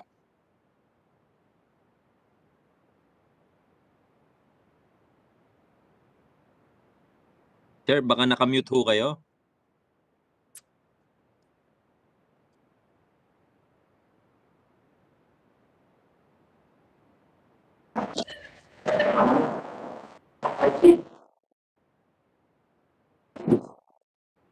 Sir, Director Lacuna. Yes, sir. Ayan, meron na ho. Okay. To the honorable members of the Senate and fellow government workers, magandang hapon po sa ating lahat. The Department of Health supports Senate Bill number 1395 that seeks to provide monetary compensation for the loss or destruction of residential, cultural, commercial facilities, and other properties incurred during the Marawi crisis. The Department of Health is a member of the Task Force Bangon Marawi by virtue of AO number 3 that is creating an interagency task force on the recovery, reconstruction, and rehabilitation of the city of Marawi and other affected localities. The TFBM was mandated to facilitate and oversee construction of temporary and or permanent shelters for displaced persons, and furthermore, to attend to the health, sanitation, food, water, and other basic needs of affected residents. As such, granting basic needs entails the provision of shelter to ensure good health and well-being of the citizens. Almost 4 years after the armed conflict, there is a heightened urgency to rebuild and develop settlement of the areas affected. We support through these following considerations: to include provision for residents without real estate titles, that is tenants, people without housing, leases, as they have also been adversely affected and displaced by the crisis. Moreover, they may be local owners of properties in the main affected area that have no documentary evidence of possessions or ownership due to destruction experienced during the siege.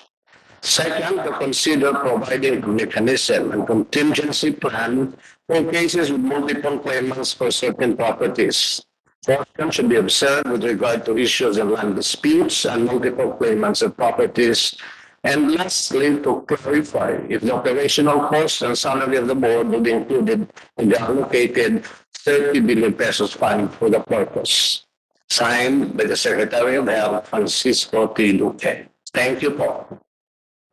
Salamat, Director Lacuna. Just, I don't have a question, but siguro lang just maybe to flag na maybe there is a need for mental health services for many in the region and the area.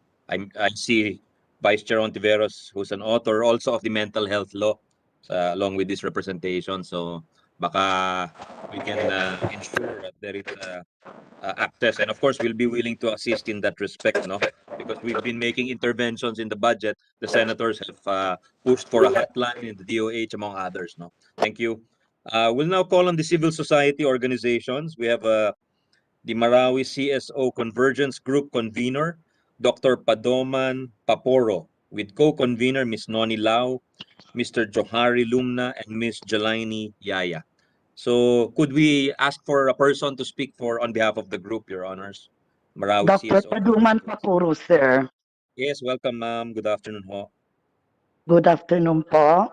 Are we allowed to present our position paper, Chair? Yes, please. Please do. Please go ahead, ma'am. Thank you so much. The Honorable Chair, Senator Angara, honorable members of the Senate Committee on Finance, and other distinguished attendees in today's Senate hearing on the Marawi Compensation Bill. Assalamu alaikum wa rahmatullahi ta'ala wa barakatuh. Our gratitude for being invited. Rehabilitation is not only about infrastructure, but it is also about people, the Maranaos in Marawi City. People who became internally displaced person and even in displacement for a period of 4 years and 4 months to be exact. Our residential houses as well as our commercial establishments were intentionally bombed, burned, and even looted during Marawi siege. No structures and buildings were spared in the so-called most affected areas. Physical, financial, commercial assets, cultural and art heirlooms, documents went with the Marawi siege. In a nutshell, we lost everything. After several lobbying with the two houses of Congress, even during the 17th Congress, yes, we are so grateful that House Bill 9925 was approved on third and final reading in the 18th Congress and now deliberated in today's Senate hearing. From the lens of the Marawi CSO's convergence group, of which we are now here today, recognized by the TFBM as third-party monitoring team on the progress status of the Marawi rehabilitation, we see notable gaps and challenges that need to be addressed in the House of the Senate under Republic Act 3095 and Republic Act 2394. This is our possession. Include all properties not demolished shall also be compensated for.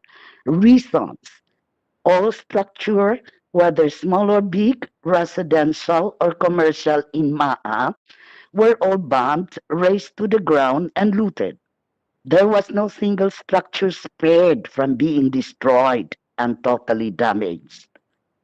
We suggest to provide just compensation for all private properties affected purposely for road widening and road opening based on the market value of the property in Marawi City in the determination of replacement cost to private property owners as a result of the MRRP.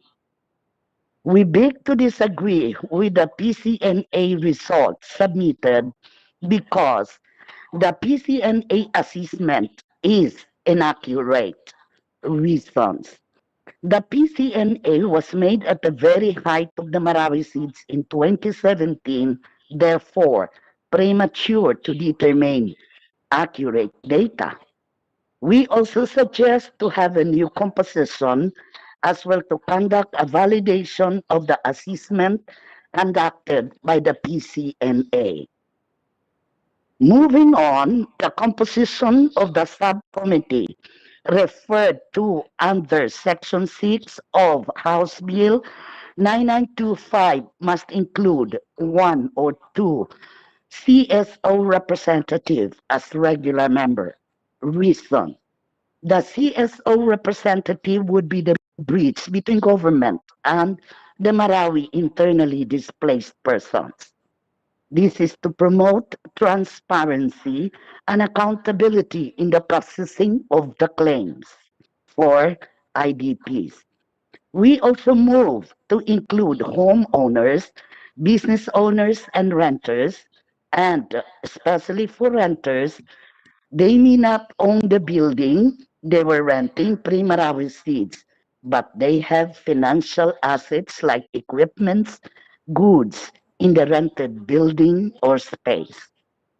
We also took note of the compensation for claims which must not be patterned after Republic Act 10368, known as the Human Rights Victims Reparation and Recognition Act of 2013, because they may not apply to victims of Marawi seeds. The Marawi seeds in its totality is not about crimes against person like torture, family execution, enforced or involuntary disappearance, rape, sexually abused, and or detained. What we are requesting here is a monetary compensation for the loss and destruction of private properties of Marawi residents who, as a result of Marawi seeds, became IDPs who suffered loss and damage to their assets and properties. So we suggest a monetary compensation and or financial assistance for Marawi IDPs to start a new life after the siege.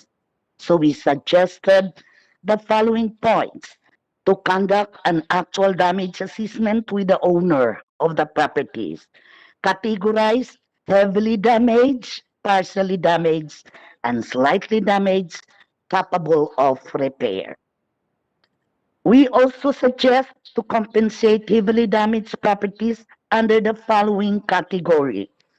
For a proposed amount, and we leave that to the Secretariat as we try to, as appearing in our possession paper, which we submitted on September 20. We also see the draft measure of Lanao del Norte's Congressman Muhammad Khalid Dimapuro on a Bayanihan 2 style, which means a stimulus package for sectors heavily affected by COVID-19 for Marawi IDPs. Bakit? This is more practical because there are funds allocated by government for Marawi Rehab plus foreign aid as follows: 1.5 billion from China for post-Marawi Rehab in 2017. 150 million 47 equipments for Marawi rebuilding in 2018. 970 million Japan financial assistance in 2019. 75 billion pesos, of which our president need to rehab Marawi City in 2020, as we knew it during our audience with the president on March 4, 2020 in Malacanang Palace. 35.1 billion from other countries for Marawi Rehab in 2021. These are covered by government guarantee. 5 billion pesos Yolanda funds diverted for Marawi Rehab. And Bangko Sentral has sold government funds for Marawi Rehab. And that's from Jose Larry Hermoso II from the inquirernet.ph. We would also move that compensation for private schools in Marawi City, which were equally destroyed, be compensated and made as priority because they also are providing quality education to the school learners, and it is also very hard for school owners to construct their own buildings. Having said that, Honorable Chair, again, our heartfelt gratitude for giving us this opportunity. Assalamu alaikum wa rahmatullahi ta'ala wa barakatuh. Thank you very much to Dr. Paporo. Now, can we hear from the Moro Consensus Group? No, first, before that, I'm sorry.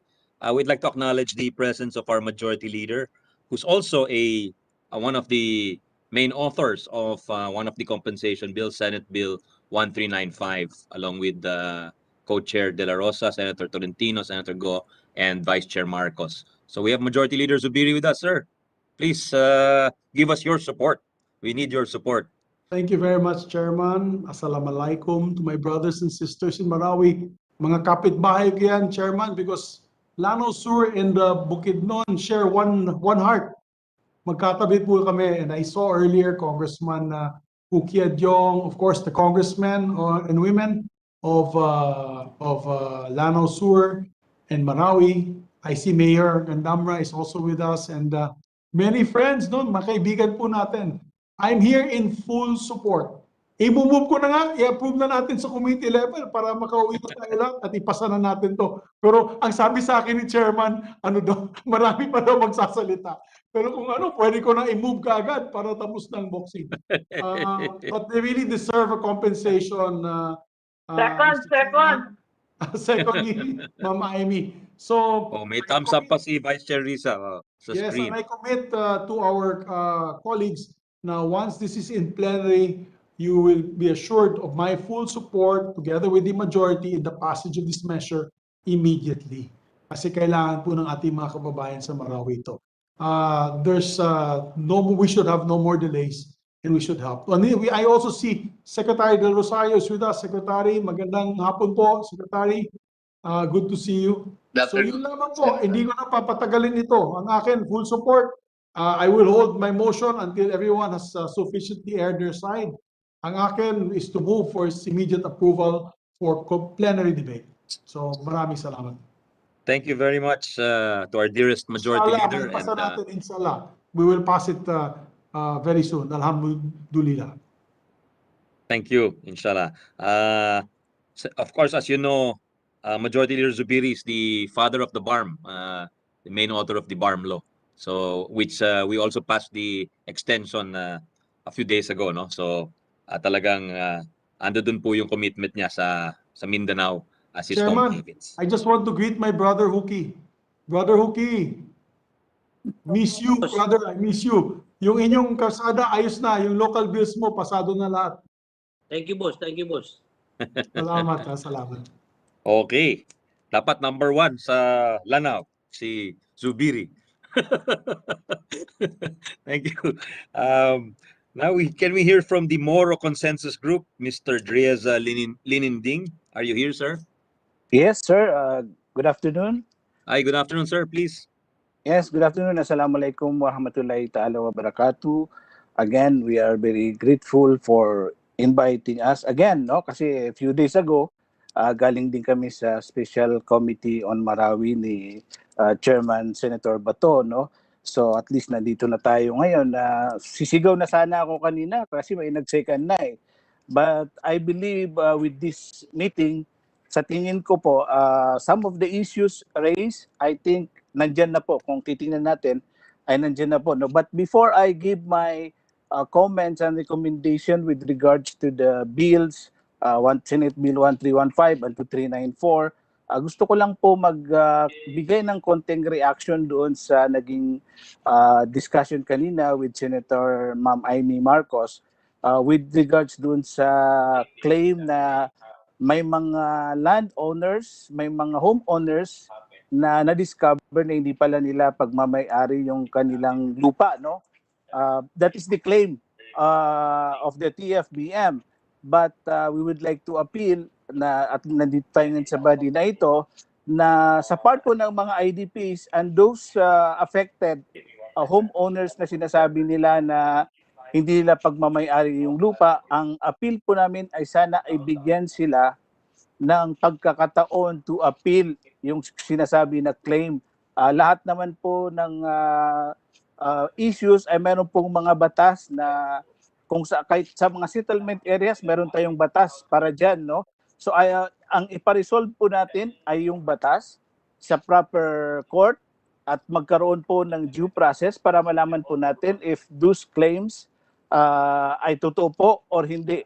Kasi po ang problema po namin dito, Mr. Chairman, simula po nangyari yung Marawi siege, karamihan po sa amin hindi na po kinukuha yung aming consent, no? So yun lang po, due process, simple lang po ang aming hiling.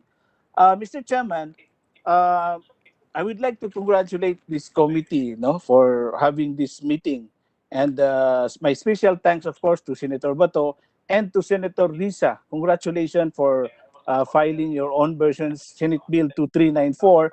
And as I was reading, masaya po kami because some of the suggestions and recommendations na binigay, sinuggest namin sa inyo during the meeting was adopted, no, in Senate Bill 2394. And for the information of everybody, ito pong Senate Bill 2394 ay halos parehas po ng House Bill 9925 na pinasa po ng ating mababang kapulungan. I would like to congratulate also the authors, narito po sila, Kung Huki, Kung Ami. Doon po sa issue na lumalabas if everybody is included, I think nasubaybayan ko po yung sa House version, nasubaybayan ko yung mga meetings nila because the last thing that we want is magkaroon na naman ng series of meetings and delays kasi nagkaroon na po ng meeting with other government agencies and some of the issues are already resolved dito sa House Bill 9925. So kung babalikan natin yun, baka mahirapan po tayo. So that's why tingnan po natin itong Senate Bill 2394 which is kaparehas ng House Bill 9925. Makikita po natin na some of the issues raised even by the CSOs are already addressed in this bill. Although general lang yung term nito. Ang concern ko lang po dito, Mr. Chairman, sa Senate Bill 2394, kasi ang alam namin, sa unang basa ko, there is only one mode of, yung mode of compensation, which is pattern doon sa sinasabing Republic Act 10368, yung Reparation Act of Martial Law. Pero sa Section 5 po, doon sa compensation for private properties affected by the MRRP, ito pong Senate Bill 2394, ito po ay magiging amendatory law doon sa RA 10752 which is yung Right Way of Act.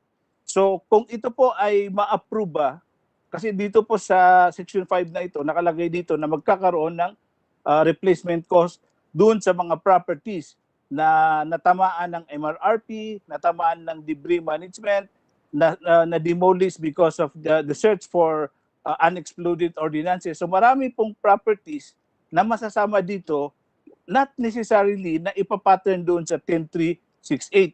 Pwede po yung Republic Act 10752, yung Right of Way of Act, pag na-approve itong section na ito, dito po nila kukunin yung monetary compensation. So magandang balita po ito.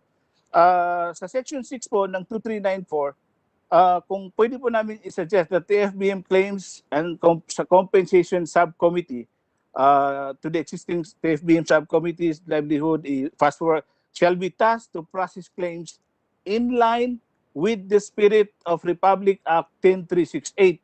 Kung pwede pong idagdag na lang yung and Republic Act 10752 para dalawa po yung basihan ng ating compensation. Una yung 10368 at 10752 and then yung 10368. So ang maganda po nito, Mr. Chairman, yung hindi mako-cover ng Republic Act 10752, yung Right Way of Act, ay mako-cover ng Republic Act 10368. So halos lahat po ay pasok dito, including the loss of lives which adopted also by Senator Risa.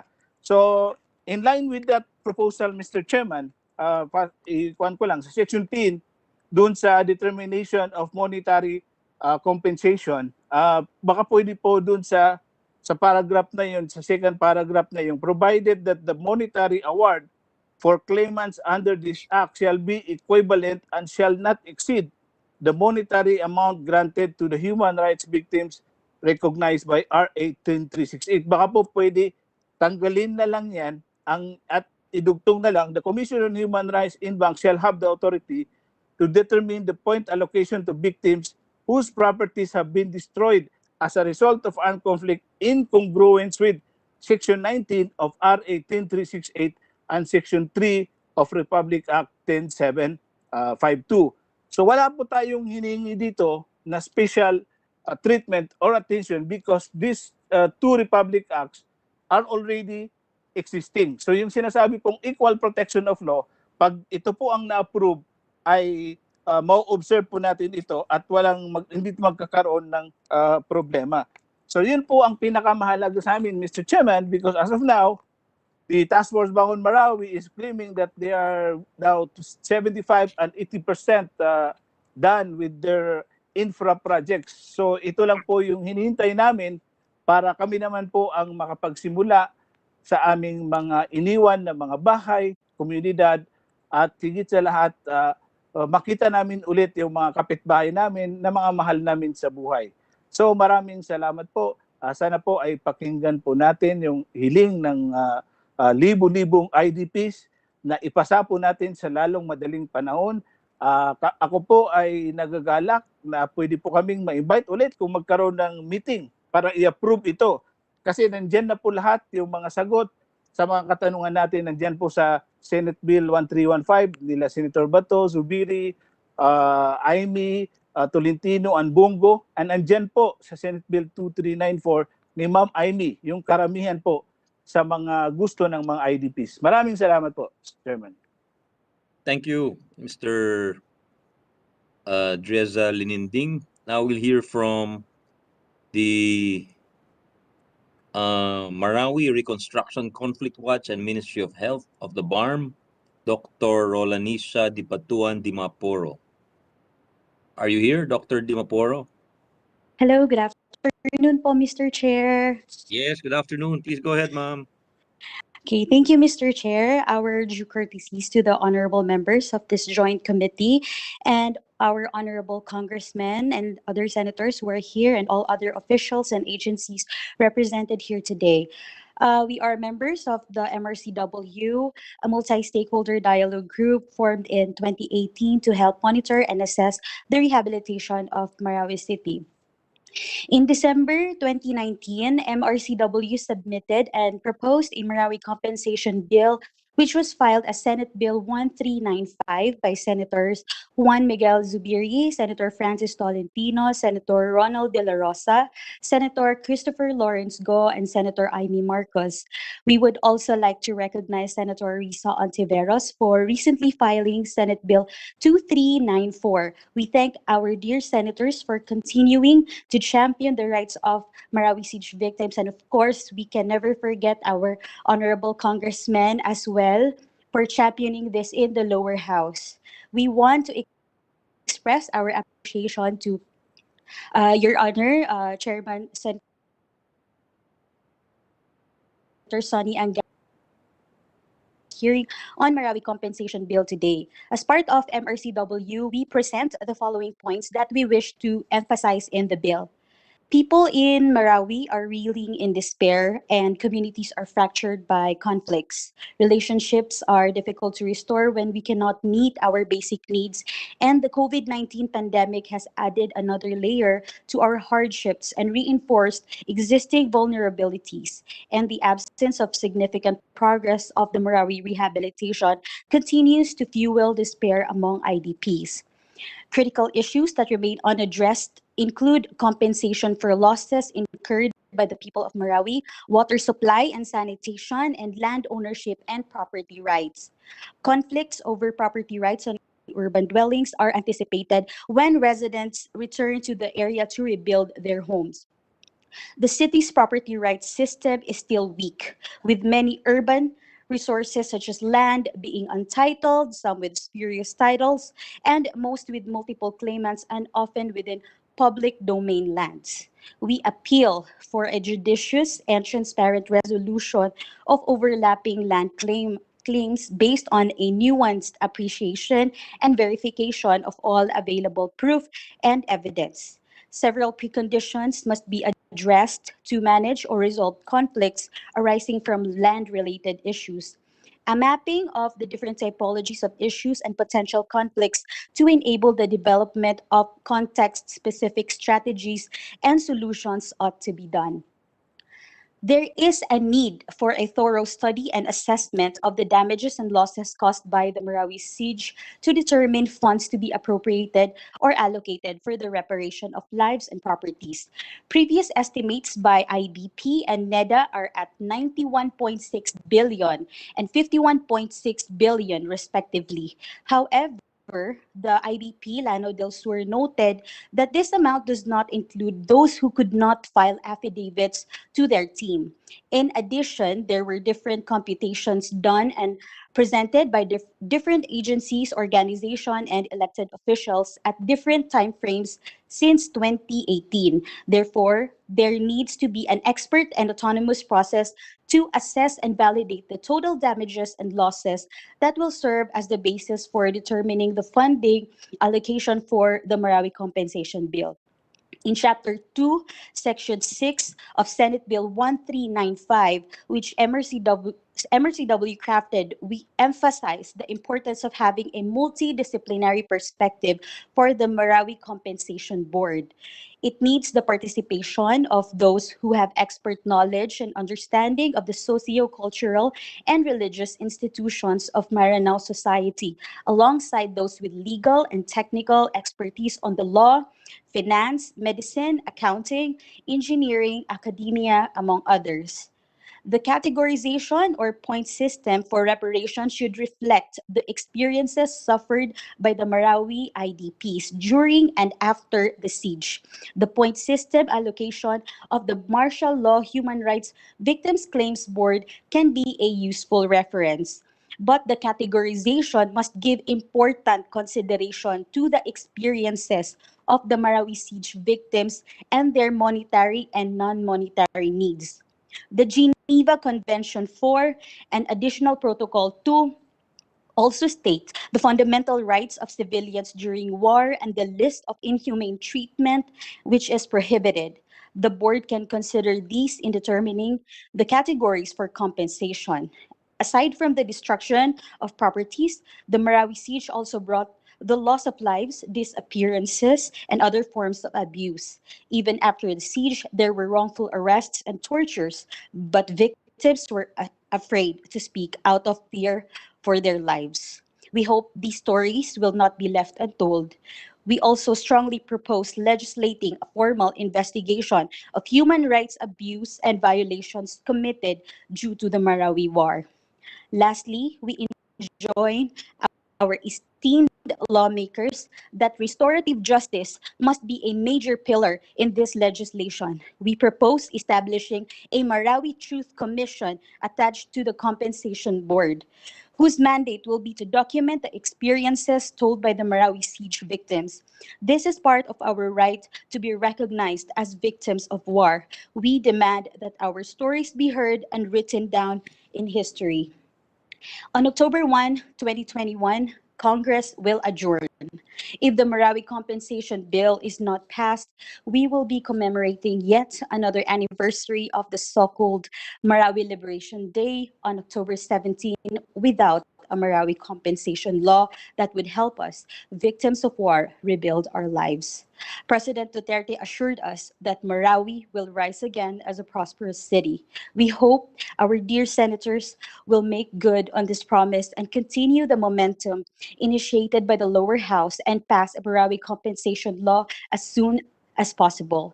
This is a significant measure that will shape the future of more than 200,000 Marawi siege victims who continue to carry the heavy burden of social and economic displacement combined with the hardships brought about the COVID-19 pandemic. The Maranaos are Filipinos. We deserve the same justice and equal priority as the rest of our countrymen. Thank you very much, Mr. Chair. Thank you, Dr. De Maporo. Now we'll hear from Ambassador Makabangkit Lanto, if he has any comment. He's from Lanao. Thank you. Thank you very much, Good afternoon. Chair Angara and Chair De La Rosa. Your Honors, siguro tama si Mix, dapat ipasa na natin ito sa sa plenary. Bala lang to, nakaka-delay lang tayo dito. Marapat lang na papasalamat kami, Mr. Chair. Pero nung ma-approve ito sa third reading sa House, pinag-usap-usapan ito ng mga professionals dito sa Marawi. Kung totohanan ba talaga ito? We still have time really for this. Meron ba tayong pera para dito? Baka naman doon sa batas na yun, may mga nakalagay na yung mga final points na subject to availability of funds, kung ano-ano dyan. We will be giving false hope to our people. Pero ang sagot ko doon, sabi ko, subukan lang natin na ang senador natin, lalo na kilala ko si Senator Angara. At mahusayan, kayang-kaya niya maghanap. Sila, Senator Bato at saka si Migs, malalakas yan sa administrasyon. Makahanap pa ang mga yan ng pera para doon. Kasi kung sila, si Risa, walang lakas doon. Si Risa hindi, pero sila, Senator Bato at saka sila Migs, sina Aimee, kayang-kaya nila maghanap ng pera yan. Dito masusubukan ang talino ni Sally, saka si Chair De La Rosa, si Mix, saan sila makahanap ng pera para dito? There is unanimity para ipasa to eh. Walang mag-object dito. Alam mo, sasayangan lang tayo dito eh. Kung ipapasa natin, ang problema talaga, saan tayo kukuha ng pera? Alam mo, the taxpayer of Marawi have been doing great. Marami silang mga infrastructure. Ang pinakapuso at dulo ng problema sa Marawi, ala kami pera. Mr. Chairman, for the record, biktima po ako. Yung aking bahay na pinag-ipunan ko ng 40 years ng serbisyo sa gobyerno, pati yung mga commercial houses ng misis ko, na kung saan kami kumukuha ng panggas, winasak po. Yung mga naiwan siguro na hindi na nabasa, pinasokan na tayo, kinuha ng mga mahuti, mga magnanakaw, mga sundalo daw yata. Sorry, Senator De La Rosa. Pero yun na nga ang problema natin. Kung saan tayo makahanap ng pera para dito. At nagpapasalamat kami kay Yuki at saka kay Congresswoman Sangkupan para doon sa bill na sa House. So yun na siguro. Natin to, we'll wrap up things. Tapos report na kagad sa plenary para matapos. Maraming salamat, Mr. Chairman, at sa lahat ng mga senador at saka congressman. Thank you, Ambassador Lanto. Vice Chair Risa, yes, we'll give you the floor for you. You said you wanted to ask some questions. So. Salamat, Mr. Chairman. Sige po. And quick comment lang po din sa isang sinabi ni Ambassador Lanto. Yung fact na hindi ako malakas kay Presidente, understatement po yun. Pero nakikiisa po ako sa lahat ng mga kasama dito sa ating komite sa pamumuno ni Chair Sani at Special Committee Chair Doroy De La Rosa na definitely ang Senado po is also like the House, not in the business of extending false hope. So lalo na encourage sa assurance ni Madjo Migs kanina all the way to plenary, I'm sure po pagtutulungan nating hanapin yung pondong yan. And I mean, yung chair natin is chair pa ng Committee on Finance. So, kanina lang, Chair, while listening sa ating resource persons, iniisip ko, kung hindi man kaya in one fell swoop, yung buong amount na kakailanganin, kaya ba ng Mayowa over a few years? Halimbawa, sa 3 taon ng 19th Congress, hindi ko pa sigurado. Pero for sure, mayaman po tayong lahat sa mga ideya. Doon tayo malakas. Okay, Mr. Chairman. Salamat po. I just wanted to start, my first question po is actually in the nature of request po para sa dagdag na information through our committee. And first of all, maraming salamat, Chair Sonny. Dahil alam nyo mga kasama, kahit po nagsisimula na yung ating budget debates, si Chair Sonny talaga, with the support of Special Committee Chair Duroy de la Rosa, talagang nag-commit po si Chair Sonny na kahit isingit natin yung mga pagdinig sa mga bills natin on Marawi compensation in between the budget debates. And dahil ginawa yun ni Chair Sonny, now we really have hope maipasa ito dahil dinugtungan ng suporta ni Majok Mix all the way to plenary. So maraming salamat, Chair Sonny, talaga. Thank you too. Thank you too. Yes, Chair, talaga. So ang request po sa information, these are about 8 documents. So i-put on record ko lang po, Chair. Una, kopya po sana ng submissions ng DENR sa Task Force Bangon Marawi nung main outputs ng kanilang una, social cartography project, at pangalawa, main outputs ng comprehensive description ng GIS Land Mapping and Information System for Marawi na ayon, Chair, sa mga bagong accounts would identify, establish, integrate, reconcile, and re-establish existing technical and physical land boundaries. At that na ginamit din at gagamitin para sa settlement of disputes.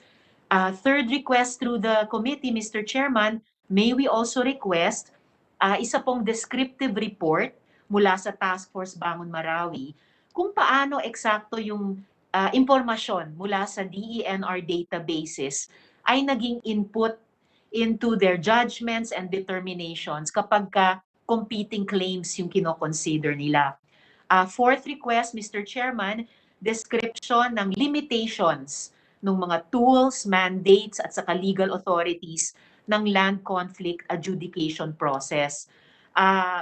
Baka naging importanteng hadlang din, no, sa final assignment at saka award ng compensation claim. So parang i-anticipate na natin to prevent or eventually resolve that problem.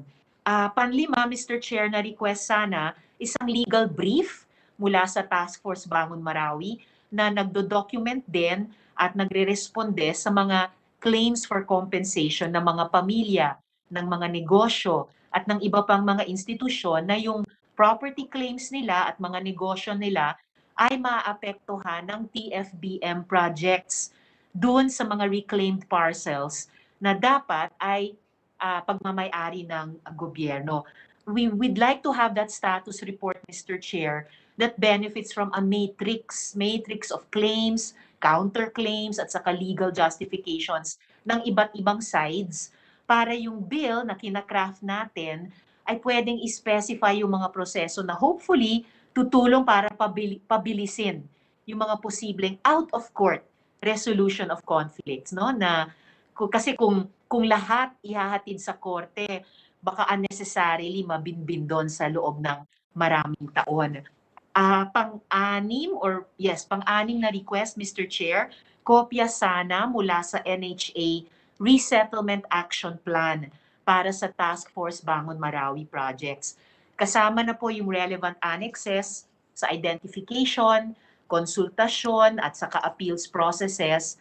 Kasama na po kopya ng NHA IRR para nga dun sa RA 10752 na binanggit ni Sir Driza kanina. And lastly, 8th requested document, Mr. Chairman, kopya po sana nung officially published PCNA na binanggit yata ni Dr. Paduman kanina, yung Post-Conflict Needs Assessment. Batay po kasi sa ADB documents, yung PCNA never pa pala napapublish. At may mga Marawi stakeholders na naniniwala, gaya ng sinabi ng ilan kanina, na di kompleto at kailangan pang i-update yung PCNA. At yung concern nga po, Mr. Chair, ay naka-reflect dun sa isang section ng Senate Bill 2394. So yun po, Mr. Chair, yung unang punto ko sana na request for those 8 documents mula sa various agencies na mai-submit sa ating komite through the chair. I have a question, Mr. Chair, para sa Department of Finance at saka Budget and Management at pati sa Yes, Task please go Force ahead. Bangon Please go Marawi. ahead, Your Honor. Salamat, Mr. Chair. Siguro sa DOF, no? After the war in Marawi was won by government troops, the President announced that damages to livelihoods and property would be compensated. Has he changed his mind? At kung nag-change sila ng mind, what made him change his mind?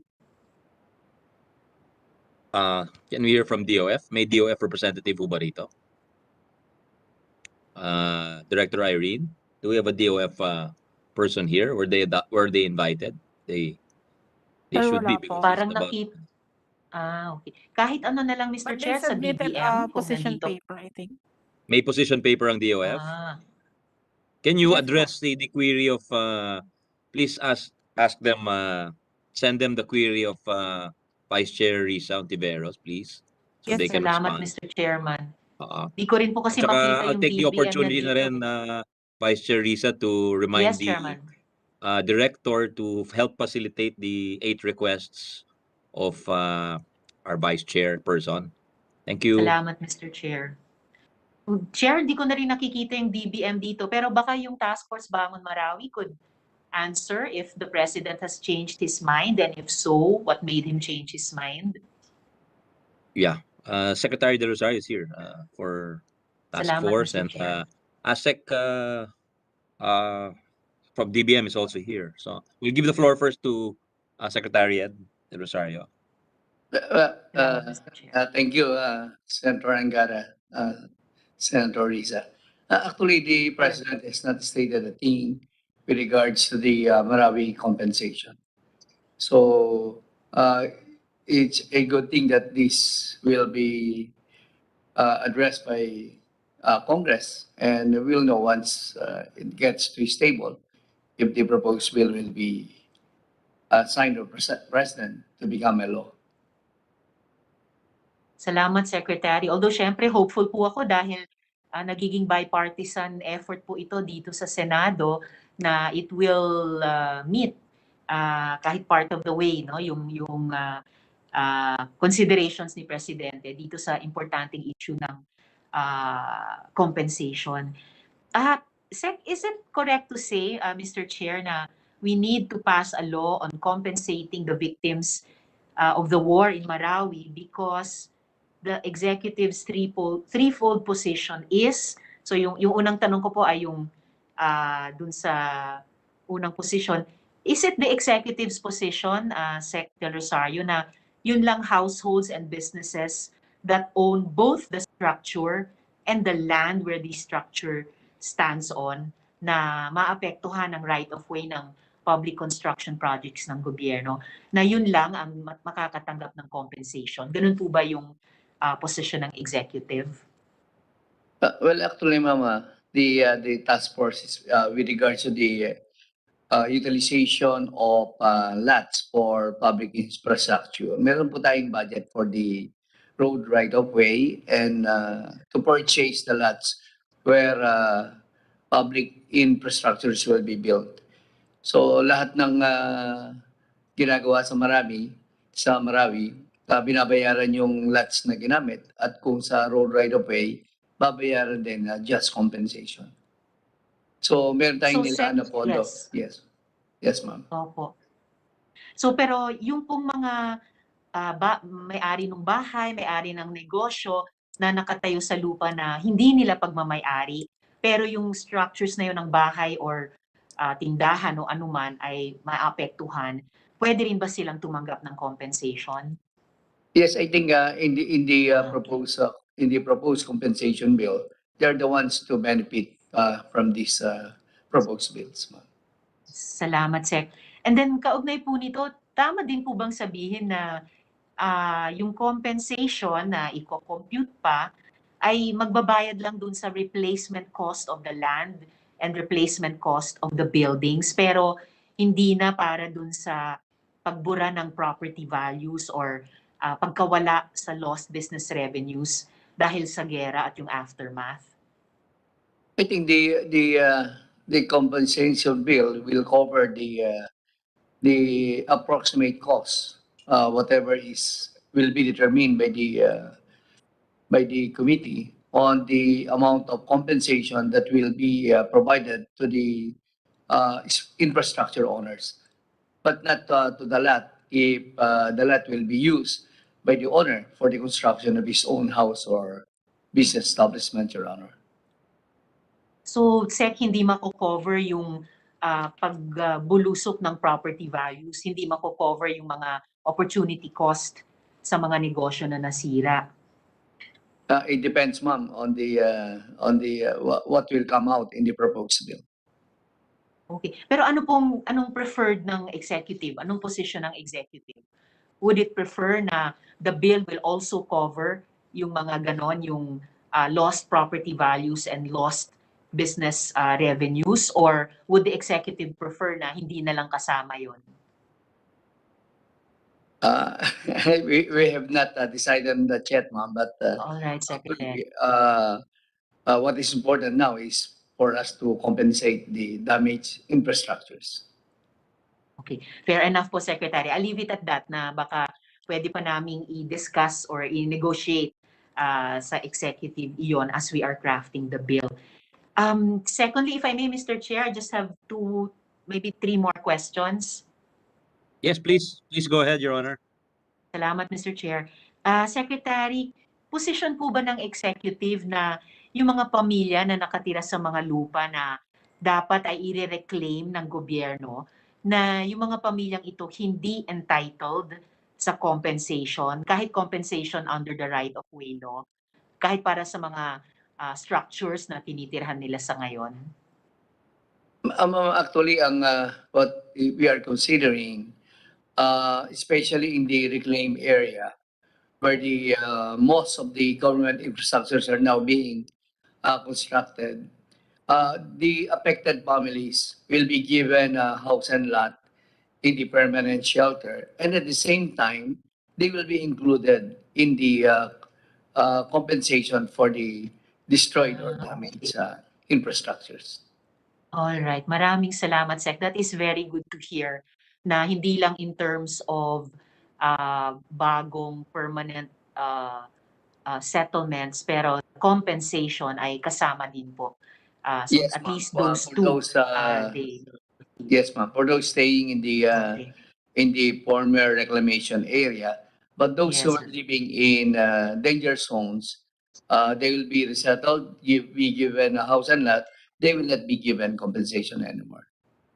I see. Oh, yung mga nasa danger zones, wala na po silang compensation. Relocation lamang po. Yes, ma'am. They will be given house and lot. A grant. All right, understood. All right, noted, Secretary. And third, yung second to the last question ko na lang, Sec, position po ba ng executive na yung gera, tapos yung ordnance clearing aftermath na mga proyekto ng gobyerno, itong mga led to the loss and the damage of property and property values, the loss of business revenues, and the loss of lives, hindi ba ito masasama sa government right of way law or kahit na iba pang batas that would generate or mandate entitlements? With regards to loss of lives and even those injured, they are being compensated, and some were paid already. What we need is a proof that such persons really died during the siege, and substantial amount was provided already to the deceased and even wounded civilians during the siege. I guess siguro, Secretary, as we go along in crafting this bill, kaya marami din po akong hiningi mga dokumento kasi yung data napaka-importante. Ilan talaga yung mga kababayan natin, ilan talagang mga pagmamay-ari nila, and what are the value of those properties. Kasi yung buhay, priceless talaga. Pero we will try to approximate through this bill some kind of a compensation. Compensation for the properties and never compensation for lives, pero a measure of paano ba, yung reparation or support from the state dun sa mga kababayan na who suffered in that way. So maraming salamat sa inyo, Secretary, for Thank you, ma'am. Thank you, ma'am. beginning to give those concrete responses to these questions. So Chair, maraming salamat din, Mr. Chairman, and kung wala ng oras for more highly nuanced and comprehensive responses from our resource persons to these questions at this time, could the Chair please just request the resource persons to further outline any additional responses they may have, and then submit na lang po yung kanilang position paper through the Chair. The answers, I believe, will could greatly assist the committee in crafting the legislative language that likewise confronts or considers some of the normative and legal positions of the executive, para mas sigurado po tayo, Mr. Chair, na yung ipapasa natin ay gaya ng concern very rightly expressed pati ni Ambassador Lanto kanina, ay will actually be signed into law at masisimulan ng maimplementa para sa mga Marawi IDPs. Maraming salamat po, Mr. Chair. Thank you very much for the very comprehensive list of concerns. And as mentioned by our Vice Chair, if there are any comments on some of the points she raised or points of information on what must be included in the bill, please don't hesitate to submit to us as the committee is rushing. No? And don't forget, may period of amendments pa to, may bicameral conference. So let's not aim for 100% perfection, kahit 90% muna, and then we'll perfect it as we go along, Your Honors, no? Because time is we have next year is an election year. We only have 1 week of session before we break, and pagbalik ng break, it's budget already. So I think we have to be conscious about the timelines very much here, Your Honors, no? And we'd like to thank everybody in the committee, and I think the Majority Leader has been waiting to make his manifestation and It's the favorite his motion. The favorite motion. Before I do that, I forgot to greet Kong Ami. Kong Ami, how are you? Good to see you, ma'am. Assalamu alaikum. And to Ambassador Lanto, I saw him earlier. My favorite motion, of course, is to move to approve this on committee level. And as the good sponsor had said, the good chairperson, is we can perfect it as we go on in the plenary, and of course in the period of amendments and debate. Tapusin na natin to because I don't want the people of Marawi to think that we are delaying this for whatever reason. They deserve this. I believe that they deserve this. We can find the funds. There's enough funding para matulungan natin yung ating mga kababayan, yung aking kapitbahay, mga silingan sa Marawi. So I move to approve, Mr. Chairman, this measure. Very well said on the part. Sigan. Thank you. Very well said on the part of the Majority Leader, seconded by the co-chairperson, the chair of the Marawi Special Committee on Marawi Rehabilitation, and supported by our the committee vice chairpersons, Vice Chair Risa, Vice Chair Aimee, and our other colleagues here. And thank you very much. And thank you to the executive, and of course to our colleagues from the House, Kong Huki and Kong Ami, and the other representatives, adjourn, Mr. Mayor Chairman. Gandamra, of course. Mr. Chairman. Ganito ho, we'll try to come up with a bill, but please don't it might be a little rough because we're not an expert on this, no? Si Senator Bato, we will coordinate with all of you, and whatever we come out with, that's only consider it a work in progress that we will perfect as we go along. Para yung time natin kasi if we try to perfect it and consult everybody, we might run out of time. Yes. Yeah. So thank you very much, and the motion, if there's no objection, the motion of the Majority Leader, duly seconded by our colleagues, the co-chair Bato, is hereby carried, and we have approved the bills. We will come up with a committee report which will adopt the best features of the bills from the House and the Senate. So maraming salamat. Assalamualaikum. Thank you po. Thank you Thank you very po. much. Alhamdulillah. Keep safe. Oh, yes. And Thank you so Mr. much. Chairman, I want to greet also my regional director for Salamat po. DOH. Maraming Director salamat Boy, po. kamusta po? Thank you po. Thank you. Mananalo po si Senator Subiri and Senator Runtiveros dito sa Lanao, inshallah. Dapat 1 and 2. 1 and 2. 1 and 2. 1 and 2. Number one, Thank number you. 1 and 2. Panalo na. Manalo, Inshallah. yes. Panalo Thank na. you po. Sigurado Manalo na. na. Sec. Del Rosario, thank you very much. And to all our counterparts from the executive branch. Compadre Thank you very much. Bato. Co-Chair Bato, thank you. Majority, Vice Pasado Chair na, Risa, thank you pasado very na. much. Finally, pasado na. Have a good weekend, everybody. Bye-bye.